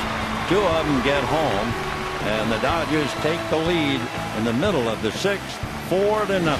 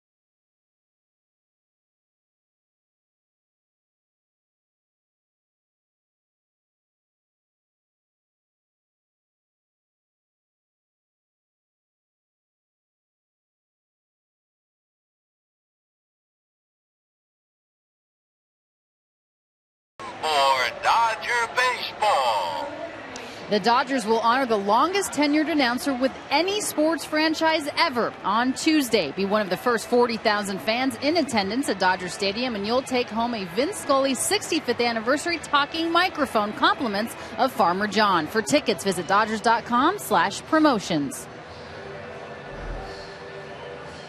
Juan Uribe contributes with a double. The Dodgers wind up scoring twice, take a 4-0 lead, and we go to the bottom of the 6th inning. Brandon Crawford will start it off, left-hand batter. Then they'll go to the infielder, Joaquin Arias, who finished up last night at third base for Pablo Sandoval. And then it'll be the top of the order, Hunter Pence. Brandon Crawford made a dazzling stop with a ball hit by Puig in the 6th inning, but Yasiel able to outrun a good, strong, accurate throw for a base hit. And eventually come home to score. So Crawford grounded out in the 3rd inning. Brandon 0 for 1. Big hook for a strike. 0-1.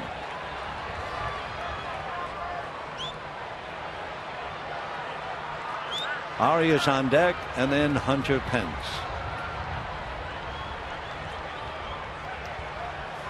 Overhand curveball, little dribbler. Gonzalez will feed it quickly, bang bang at first for the out. So Crawford rounding out 3-1.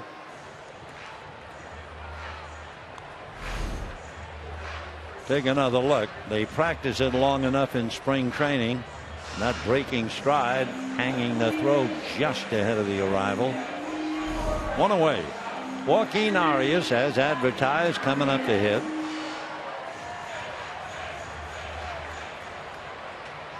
Ryan Vogelsong winds up going 6 innings, giving up 4 runs and 8 hits.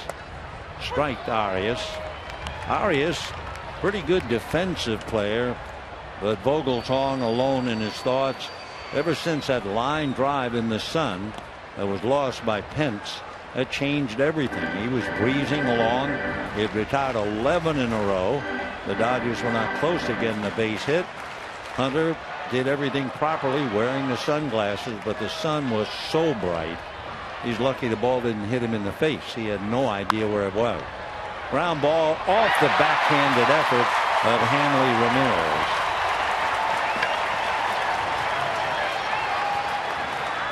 So Ramirez unable to make a play, a backhanded effort. It will go as an error. It's the kind of a play a younger shortstop would have had the ball in front of him. Hanley took a little while to get over, which is why he had to backhand it. So Arias is aboard on the error. Charge to Hanley Ramirez. And the batter is Hunter Pence. It's only the 3rd time tonight Crawford having grounded out ahead of him. So it's only the 3rd time tonight that Kershaw has had to pitch out of the stretch.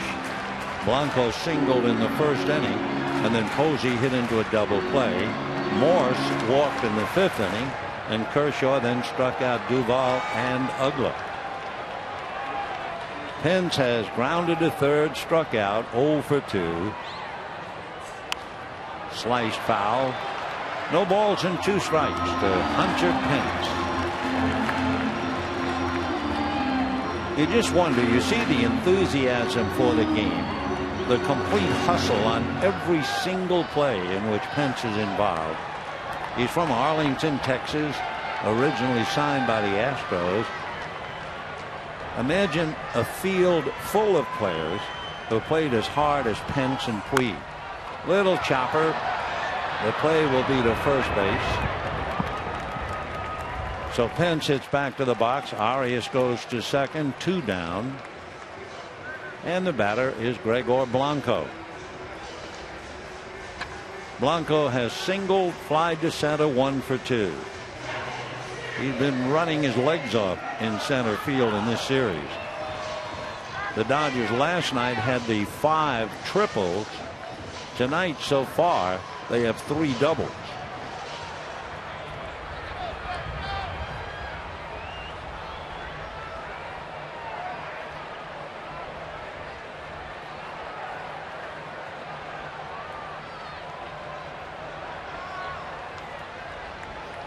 4 runs, 8 hits, 1 error for the Dodgers, no runs, 1 hit for the Giants.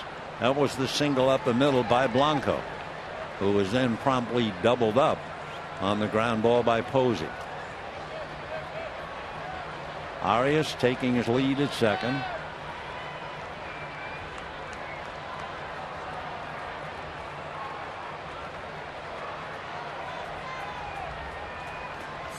Fastball, but it missed.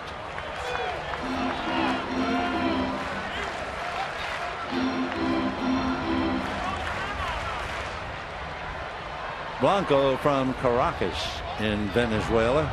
They say he played organized baseball at the age of 4. I mean, how do you organize baseball for 4-year-old? Maybe so in Venezuela. 2-1. Blanco 5'11", about 185. He'll be 31 the middle of December. And originally signed by the Braves a good 14 years ago. He actually came up to the Braves 08, 9, and 10. Then went to Kansas City. 3-1 the count to Blanco, and Buster Posey on deck.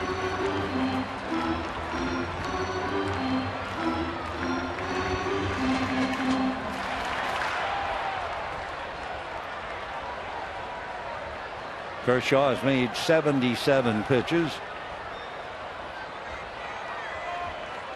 3-1 with 2 out. Foul ball for 3-2.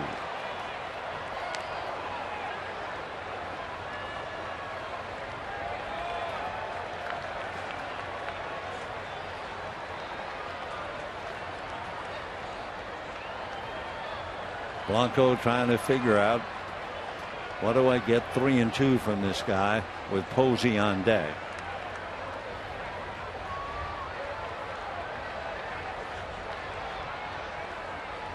Fastball and a fly ball to Crawford, very playable. Wind gave that a little push, I guess. So no runs, no hits, an error and a man left, and at the end of 6, Dodgers lead 4-0.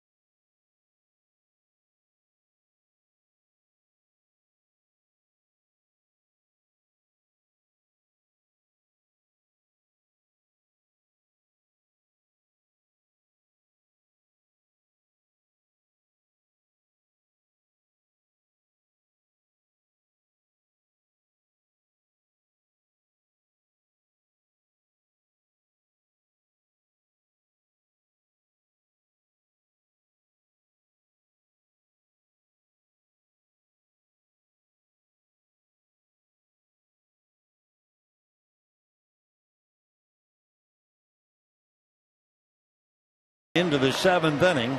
They have one more here in San Francisco tomorrow night. That'll be on ESPN at 5 o'clock. And that will be Hyun-Jin Ryu against the new giant, Jake Peavy. Dodgers go home. Monday is an open date. They have 3 in a row with the Atlanta Braves.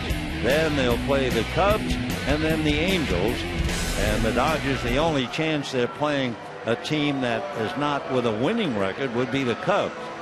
It's going to be quite a 30-game stretch that started right after the All-Star break, where 27 of the 30 against winning teams. Dodgers wobbled and lost 4 of 6 against St. Louis and Pittsburgh. Now they're trying to get back on the rails at the expense of the Giants. And Gene Markey coming in, picking up for Ryan Vogelsong. And the Dodgers will have D. Gordon, Yasiel Puig, and Adrian Gonzalez. Gordon has struck out, grounded out, robbed on a fine play by Hunter Pence.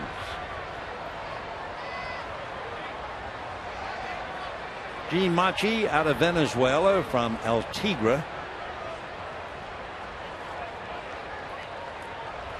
Originally signed with the Phillies about 15 years ago.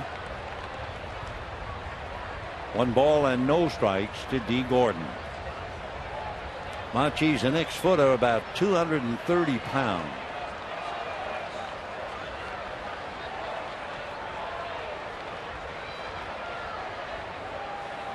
Fastball lined into right center. There, Pence to take it on a bounce. So Crawford a line drive single, and that will bring up Yasiel Puig.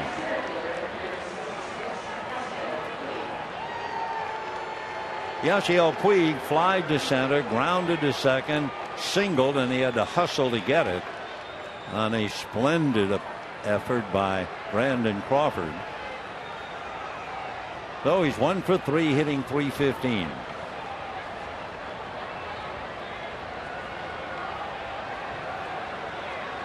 Machi's problem, statistically anyway, is the big difference how he pitches with bases empty and with somebody on. And now he's got to worry about Gordon, who is worth worrying about with 46 stolen bases. In Machi's career, with the bases empty, the opposition hitting about 172 against him, but with runners on, hitting .312. Tough way to pitch, especially if you're a reliever. Another throw, very close.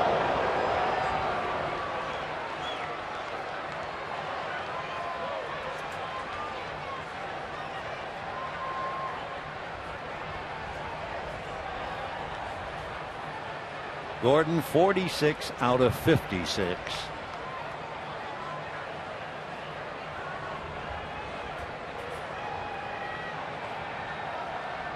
He bluffs. High chopper to the mound. Machi has to wait for it. So on the play, Gordon advances to second. Puig hits back. So Yasiel 1 for 4. Adrian Gonzalez had the big hit, as it turns out. Line drive into that sun. Pence never saw it. Honestly, he could easily have been hit right in the face. He had no idea where the ball was. After that, things started to come apart for Ryan Vogelsong. Up until then, Vogelsong had retired 11 in a row. So the Sun double and Ramirez singled him in. Dodgers put 3 hits together the next inning for a run.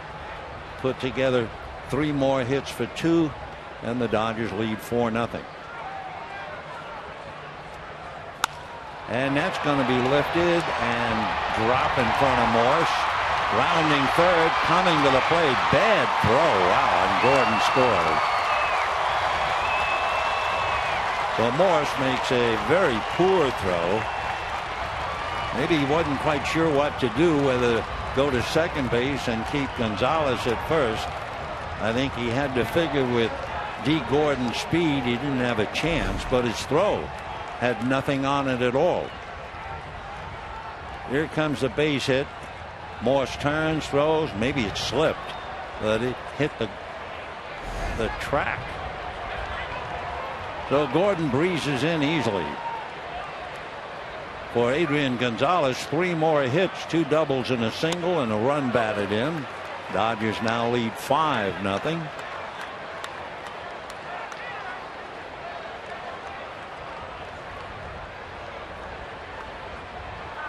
Dodgers 5 runs, 10 hits.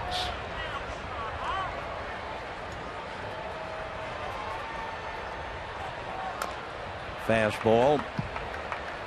0-2 the count.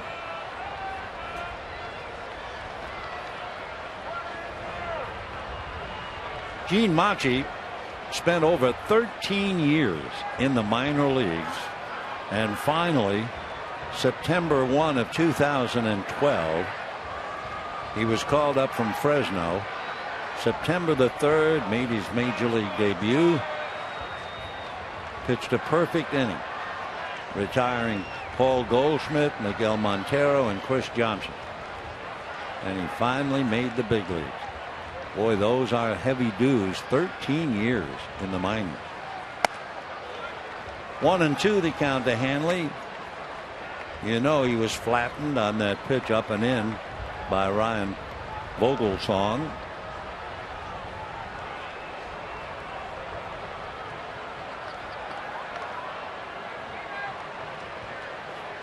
Breeze blowing out to right field.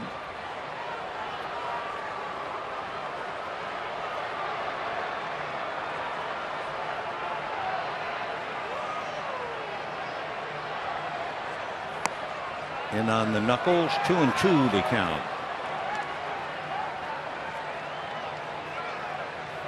Waiting on deck, Carl Crawford. Machi basically fastball, curve, changeup.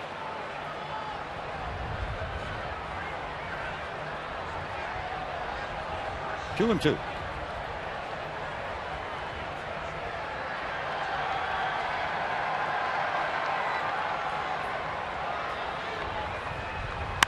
And that's hit down the right field line, in there, rattling around at the 309 sign.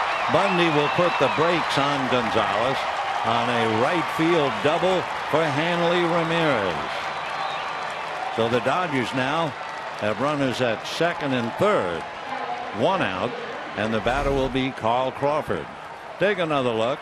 Breaking ball up, and he slapped it right down the line and into the corner. Pence in pursuit. So Hanley doubles, sends Gonzalez to third.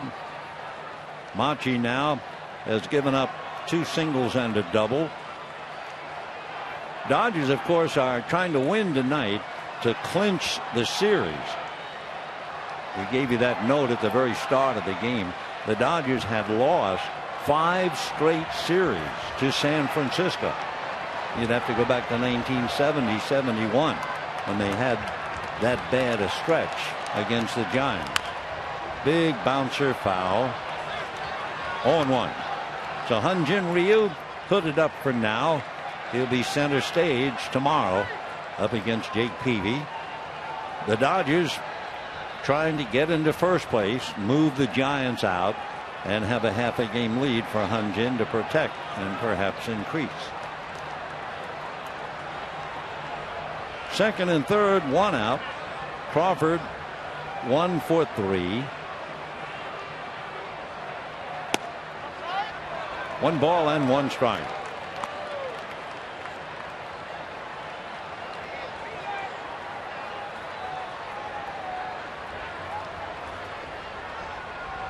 Dodgers came up here, remember, in second place, a game and a half back. They'd like to leave with a game and a half lead.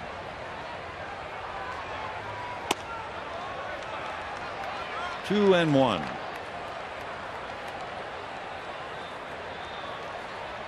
Waiting on deck, Matt Kemp.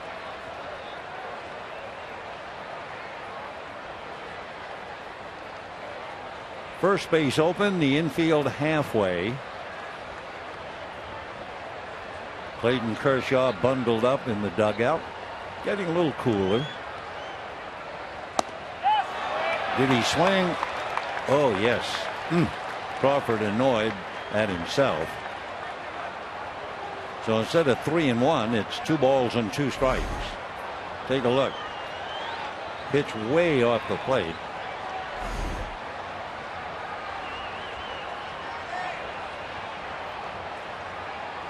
Well, Machi got a little bit of help on that pitch.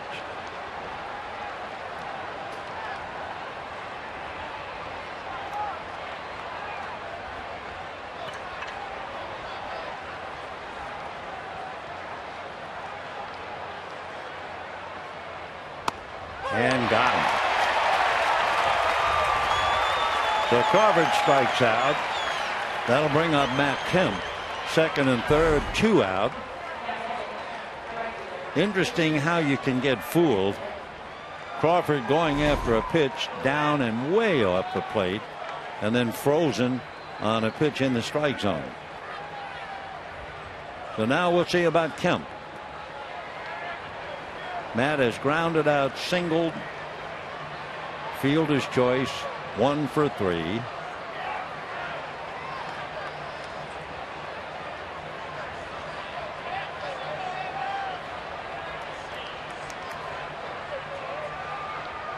On deck, Juan Uribe. Missed inside, ball 1.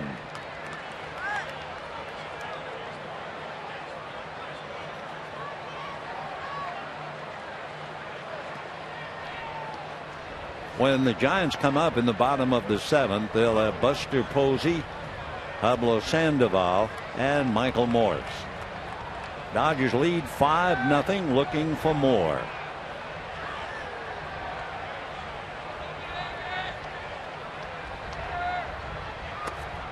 Big curveball, 2-0.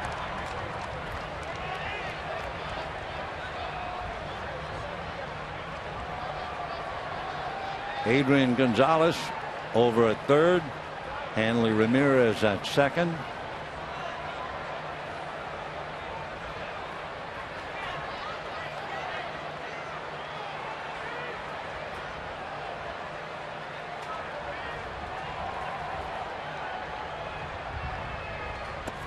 And that's 3-0. We were guessing last night that Don Mattingly would let Kemp swing 3-0. And sure enough, he did. And Kemp tripled in 2 runs. Well, he's got runners at second and third with Uribe on deck. We'll see if he green lights him 3-0 and if it's a pitch that Matt feels he can handle.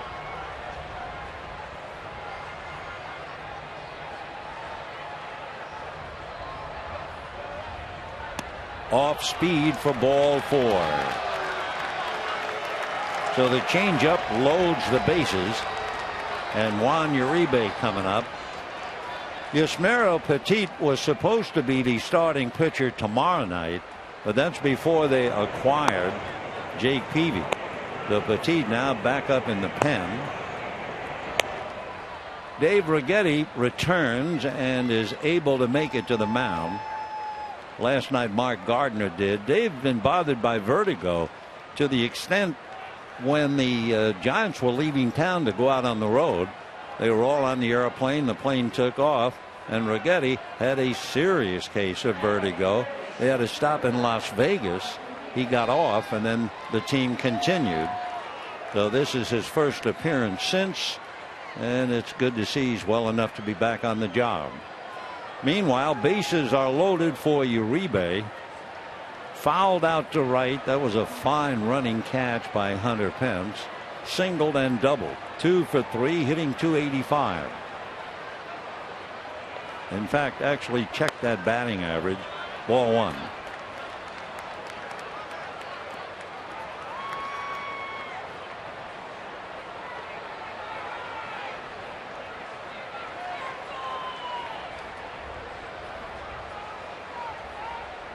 One ball and no strikes. Uribe is hitting over 300 with a faulty batting average going up. He has 2 hits, single and double tonight.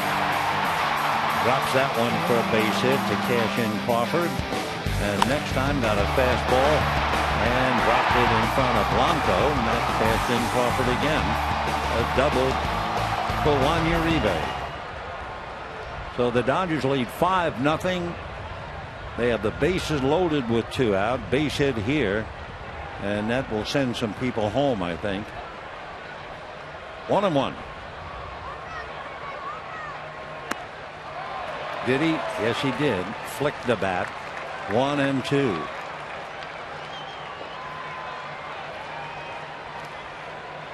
Machi, in relief, has not provided much. He has given up a run, and he's facing his 7th batter. giving up 2 singles, a double, and a walk.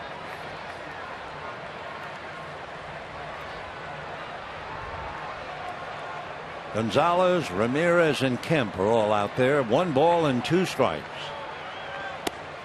Got it. Uribe doesn't believe it.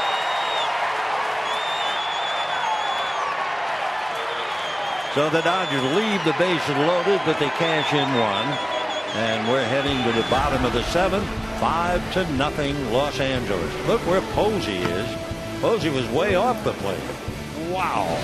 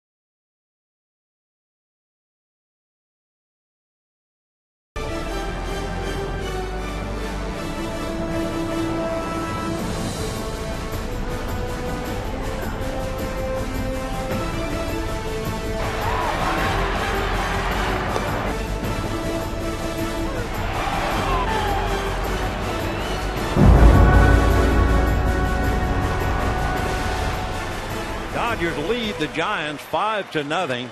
Clayton Kershaw is also pitching a 1-hitter. And we go to the bottom of the 7th inning. It'll be Buster Posey, followed by Pablo Sandoval. And how about that note? 5 runs of support tonight when he has a 4 or more runs lead. Clayton Kershaw is 60-0 in his career. Giants, I'm sure, are totally unaware of that. 0-2 to Buster.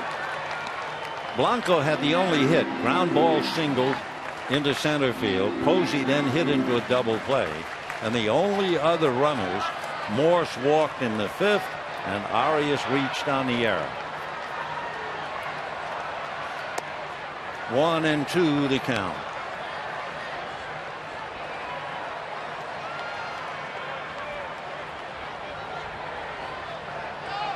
Posey's had his physical problems as he grounds one right on the line, and foul ball. Foul ball. They'll do it again. Last year before the break, Buster had 13 home runs, 56 RBIs, hitting .325 in 90 games. He played with a fractured thumb in September, so that after the break last year, he had only 2 home runs, 16 runs batted in, and batted just .244.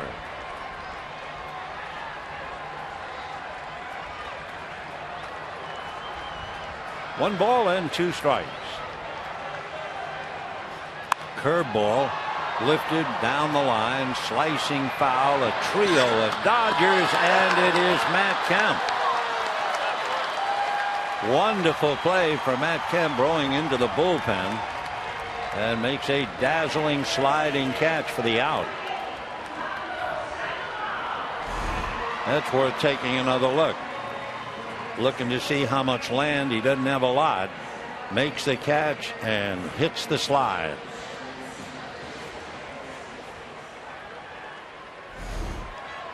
Fine play by Matt. And of course, a very dangerous area. As we mentioned earlier, there's hardly any foul ground at all here. That's a little foul. 0-1 the count to Sandoval. So he didn't have any room, and it was complicated with the mound out there. In this modern day era, you don't expect to see bullpens involved at all in the play. And your first thought when they built this ballpark, you thought, well, dead center field would be an ideal spot. You could have a 2-level bullpen out there. But then, of course, you would put the hitters losing a background. So they opted instead for the bullpens, and once in a while it's rather treacherous. Yasmera continues to warm up. He'll be pitching the 8th inning, obviously. 2 outs, 7th inning. Michael Morse. It's funny, on television his shoes are just almost a dull red or orange, but boy, under the lights they sparkle.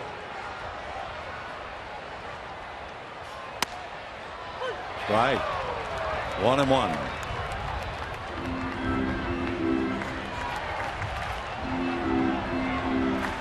Clayton Kershaw leading 5-0, bottom of the 7th.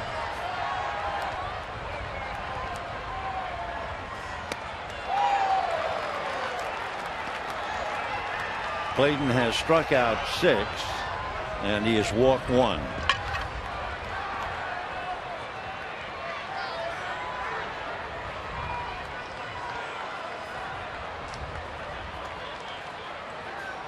Curveball hit off the mound, off the bare hand of D. Gordon. Morse, down 5-0, is content to hold at first base.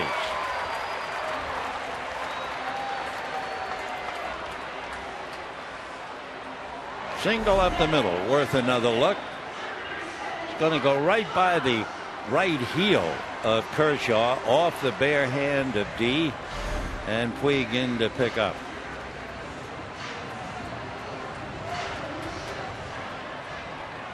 So 2 hits, and that'll bring up Adam Duvall, who has struck out twice.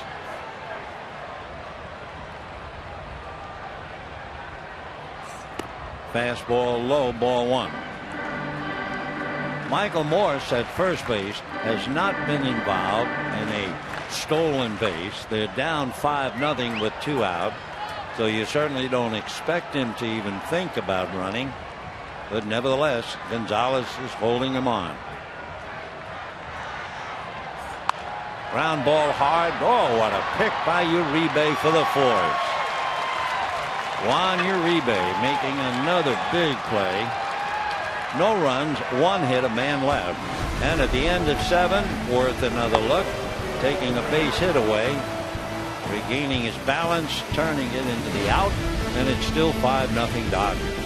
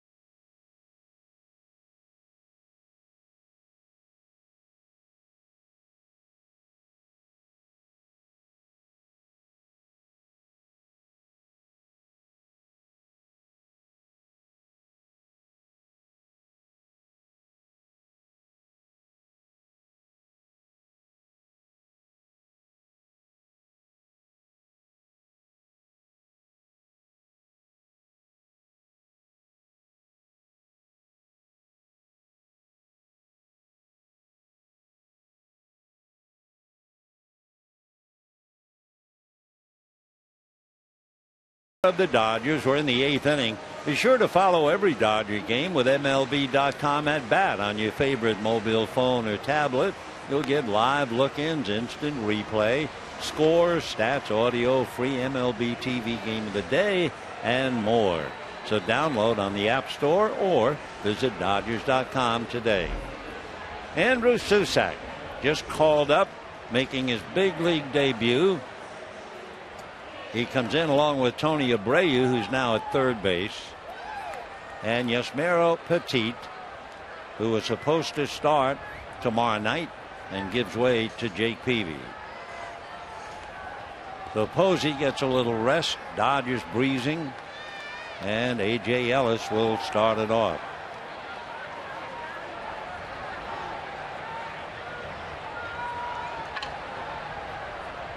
Yasmero Petit, big man, good 250 pounds. Fly ball late start, and Blanco is still able to catch up to it. So A.J. fly ball to center, one away, and Clayton Kershaw coming up.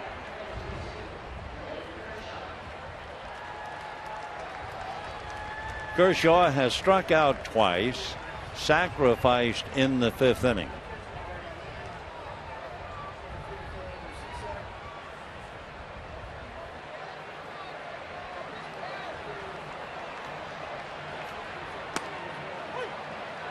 Looking at the lineup, the way they posted on the scoreboard, Susac, the young catcher, will bat 9th, which means he'll get an at bat against Kershaw. Petit goes in the number 3 spot. Ground ball to Crawford. So 2 down in the 8th inning. And the batter will be D. Gordon.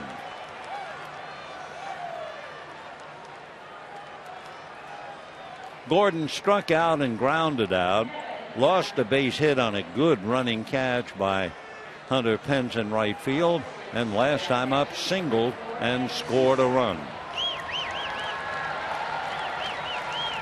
D right at the edge now of hitting .300, batting .298.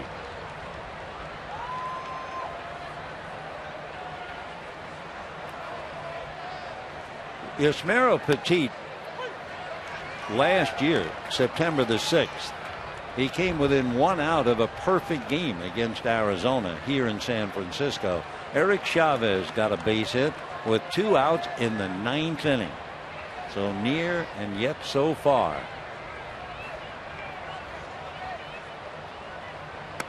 That's a little low. Petit will be 30 in November.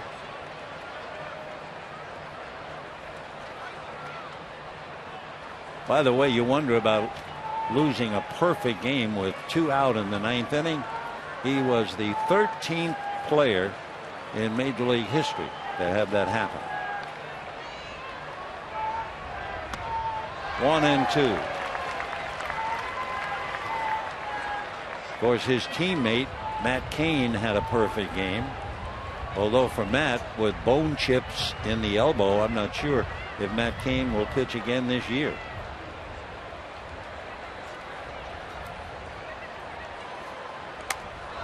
Swung on and missed. Susac picks it up, makes the play. So the Dodgers go very quietly in the 8th inning, and we're heading for the bottom of the 8th. Dodgers 5, Giants nothing.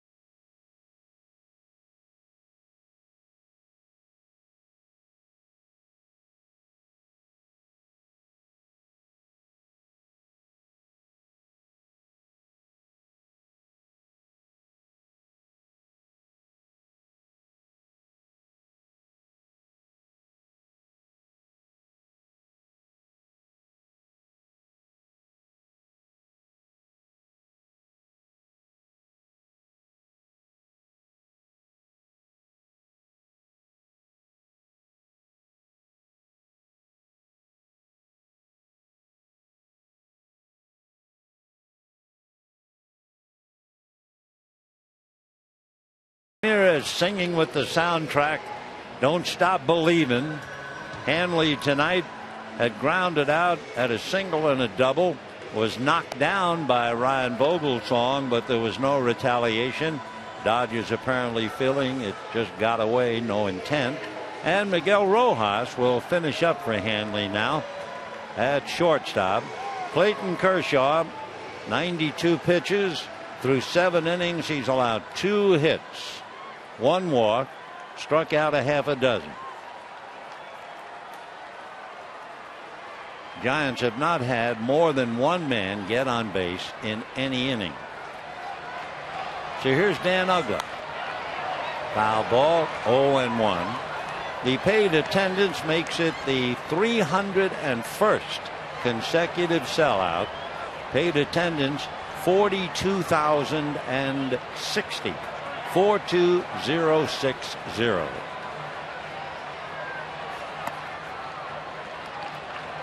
One and one. Uggla has struck out twice.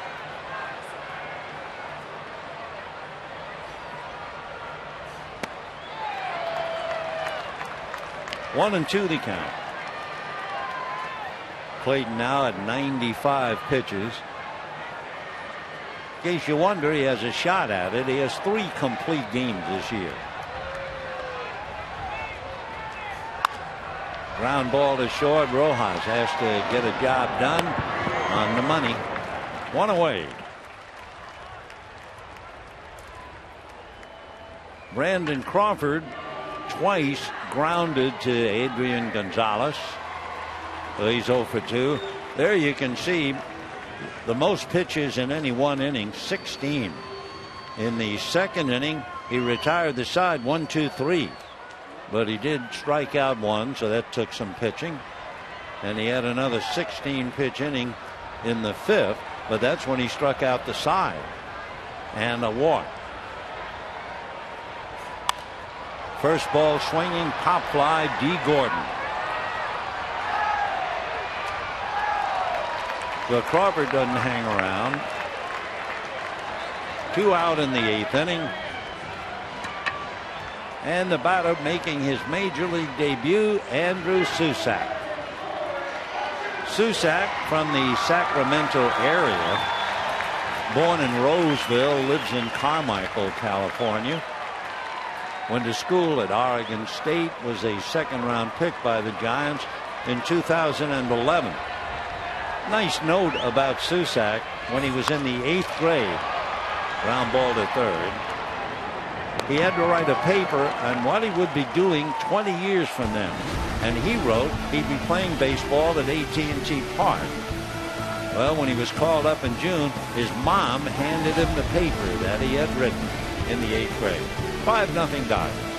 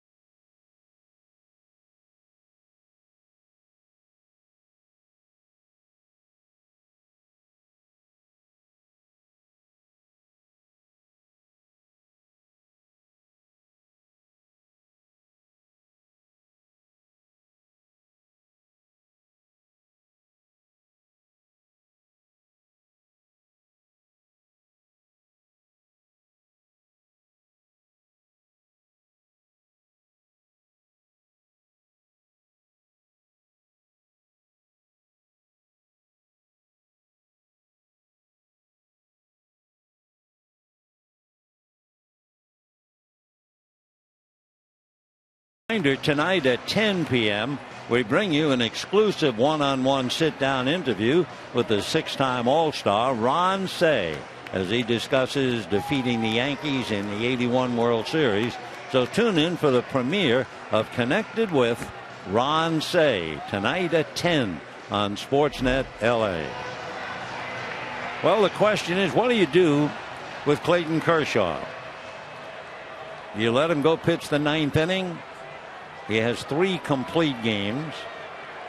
The decision apparently has been made. No one's going down to the bullpen. Well, Clayton wrapping up that valuable left arm. Dodgers trying to wrap up the game, leading 5-0. And here's Yasiel Puig. Right. Puig flied to center, grounded to second, singled to short, and hit back to the box.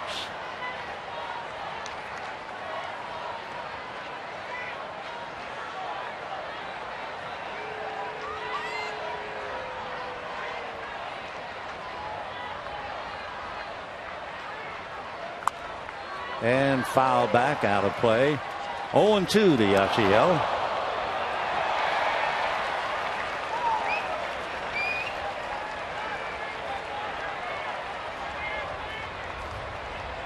Five runs, 11 hits, 1 error for the Dodgers.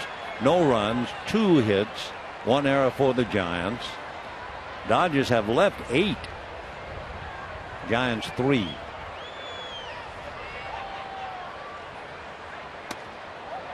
One and 2 the count.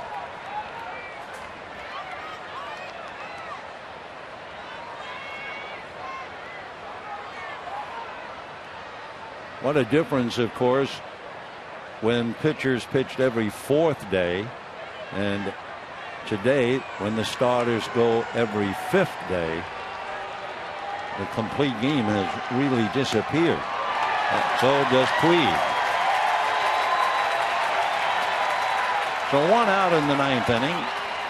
Petit picks up his 2nd strikeout, and Adrian Gonzalez coming up. Just thinking that Clayton Kershaw apparently will go to the mound in pursuit not only of his 12th win, but of his 4th complete game. Sandy Koufax one year won 27 games and completed 27 games. So it's totally different now.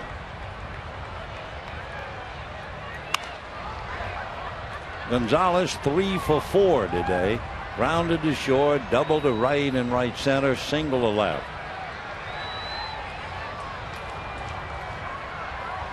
Adrian had 2 hits and a walk and a couple RBIs last night. So for Clayton, should pick up the win. It will make him 12-2. He'll be 1-0 this year against the Giants. 12-5 lifetime. But the biggest miracle, the most amazing thing about Kershaw, we showed you his numbers. His earned run average is out of sight against the Giants, and he's got him shut down tonight. It was like 1.3, 1.4. And yet he's lost 5 games to the Giants. That's the puzzle. How in the world could he have lost 5?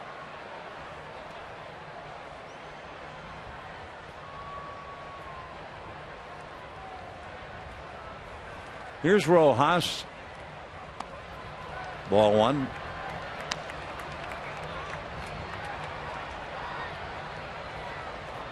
Miguel batting .210 with a home run, 6 runs batted in.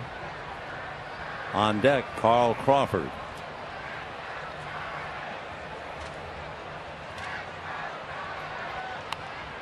Check swing on a fastball and a good one. 1 ball and 1 strike. It's been Vogelsong, Machi, and Pettit. Dodgers scored 4 against Vogelsong. And for the Dodgers, Clayton Kershaw. A reminder tomorrow night, Hyun-Jin Ryu trying to keep it going. And he'll go up against the newest Giant, Jake Peavy.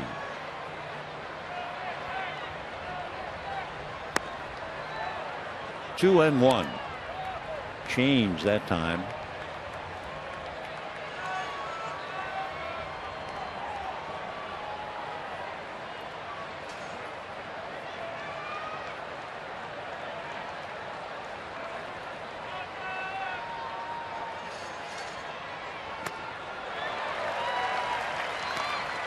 2 balls, 2 strikes. When the Giants come up in the bottom of the 9th inning, it will be Pence, Blanco, and Posey's spot.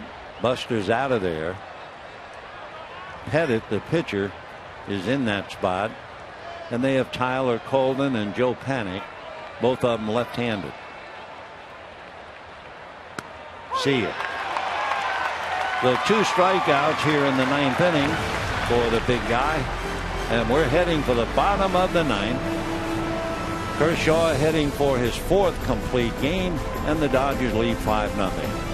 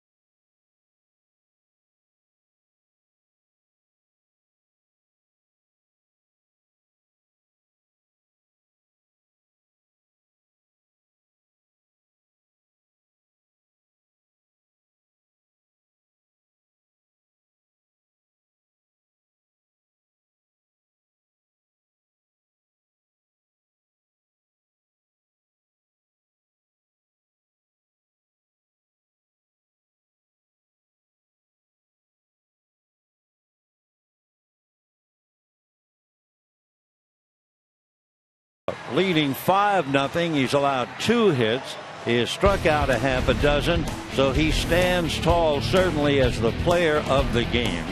He allowed a base hit to Blanco in the 1st inning. He got Posey to hit into a double play, and he allowed an infield single in the 7th. Meanwhile, cruising along, he has walked just 1 and struck out a half a dozen. So indeed, the player of the game, Clayton Kershaw, but he's not finished yet. And just in case, a little rusty Kenley Jansen gets up. He hasn't pitched since Monday. So Jansen throwing in the pen. Fastball popped in the air. It's a play for A.J. Ellis. So Hunter Pence, first ball swinging, fouls out, 1 down in the 9th. So the Dodgers are 2 outs away from moving back into first place. They'll be a half a game in front of the Giants. And tomorrow night, Mattingly with reasons to smile as Hyun-Jin Ryu going up against Jake Peavy. Dodgers then will come home. Monday is an open date, and they'll go back to the wars against the Atlanta Braves starting Tuesday night. Blanco single, ground ball up the middle. Since then, fly to center, fly to left. Looks at a strike. Tyler Colvin, another left-hand batter. They only have 2 left-hand hitters left anyway. The other is Joe Panik. So Colvin on deck. Another curveball, but that was high. 1-1 they count. So now 101 pitches made by Clayton. So Mattingly and Honeycutt had the meeting, opted to have him go out there. 1-2 the count. Kershaw's last game when he beat St. Louis, although he had no decision, he had a big hand in the game the Dodgers won. He made 109 pitches. He has made 115 against San Diego. Slow curve missed. So the 115 is his high for the year.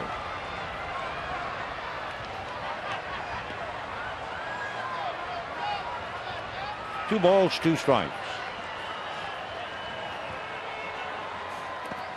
in the dirt with a fastball. 3-2. Blanco hitting in the 230s. Nevertheless, the proud possessor of one of the 2 hits.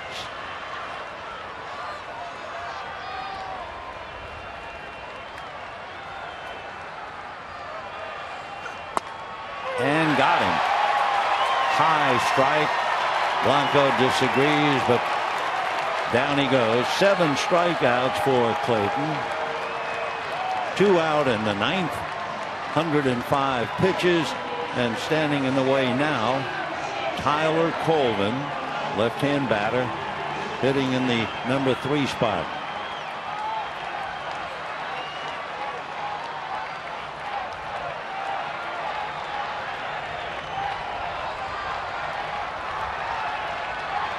Colvin appeared as a pinch hitter last night and had a base hit to right field. Takes ball 1.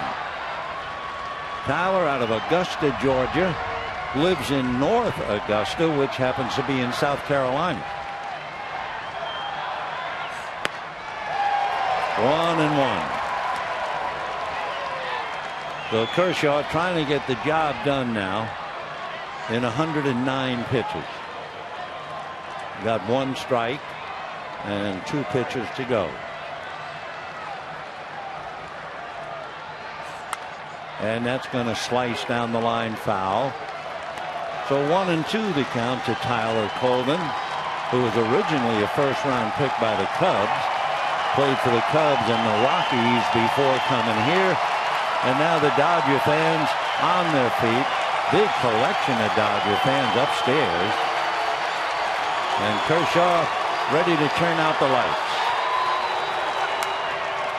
Still 1-2.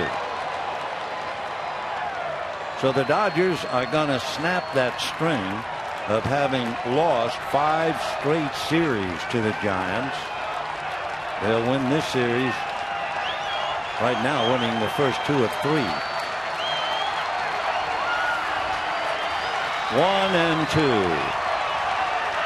Breaking ball missed. Big slow curveball. 2-2.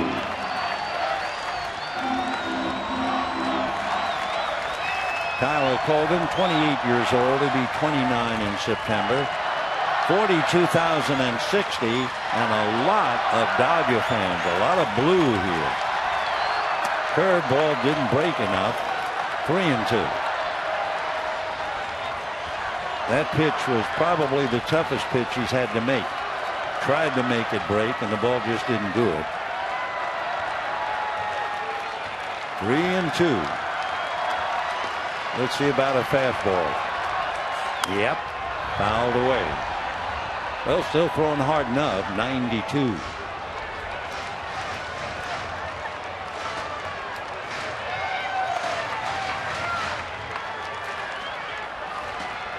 So Kenley has warmed up a couple of times and stopped. Yeah, look at all the blue here. 3-2. And that's popped up. Foul ground. A.J. Ellis. And that's it. San Francisco gets the Blues, and the Blues get the win. 5 runs and 11 hits for the Dodgers. For the Giants, thoroughly shut down. No runs and 2 hits. For Kershaw, he made 113 pitches. He picks up his 12th win against 2 losses. And he is 12-5 against the Giants with that still unbelievable earned run average of his. And the question is, how in the world he ever lost 5 games to the Giants? The Dodger fans delighted with the outcome. It's the first place Dodgers who will take the field tomorrow night against Jake Peavy and led by Hyun-Jin Ryu. So the 4th complete game turned in by Clayton Kershaw, and that should do it for the day. So from all of us up here in San Francisco, we wish you all a very pleasant good evening, everybody.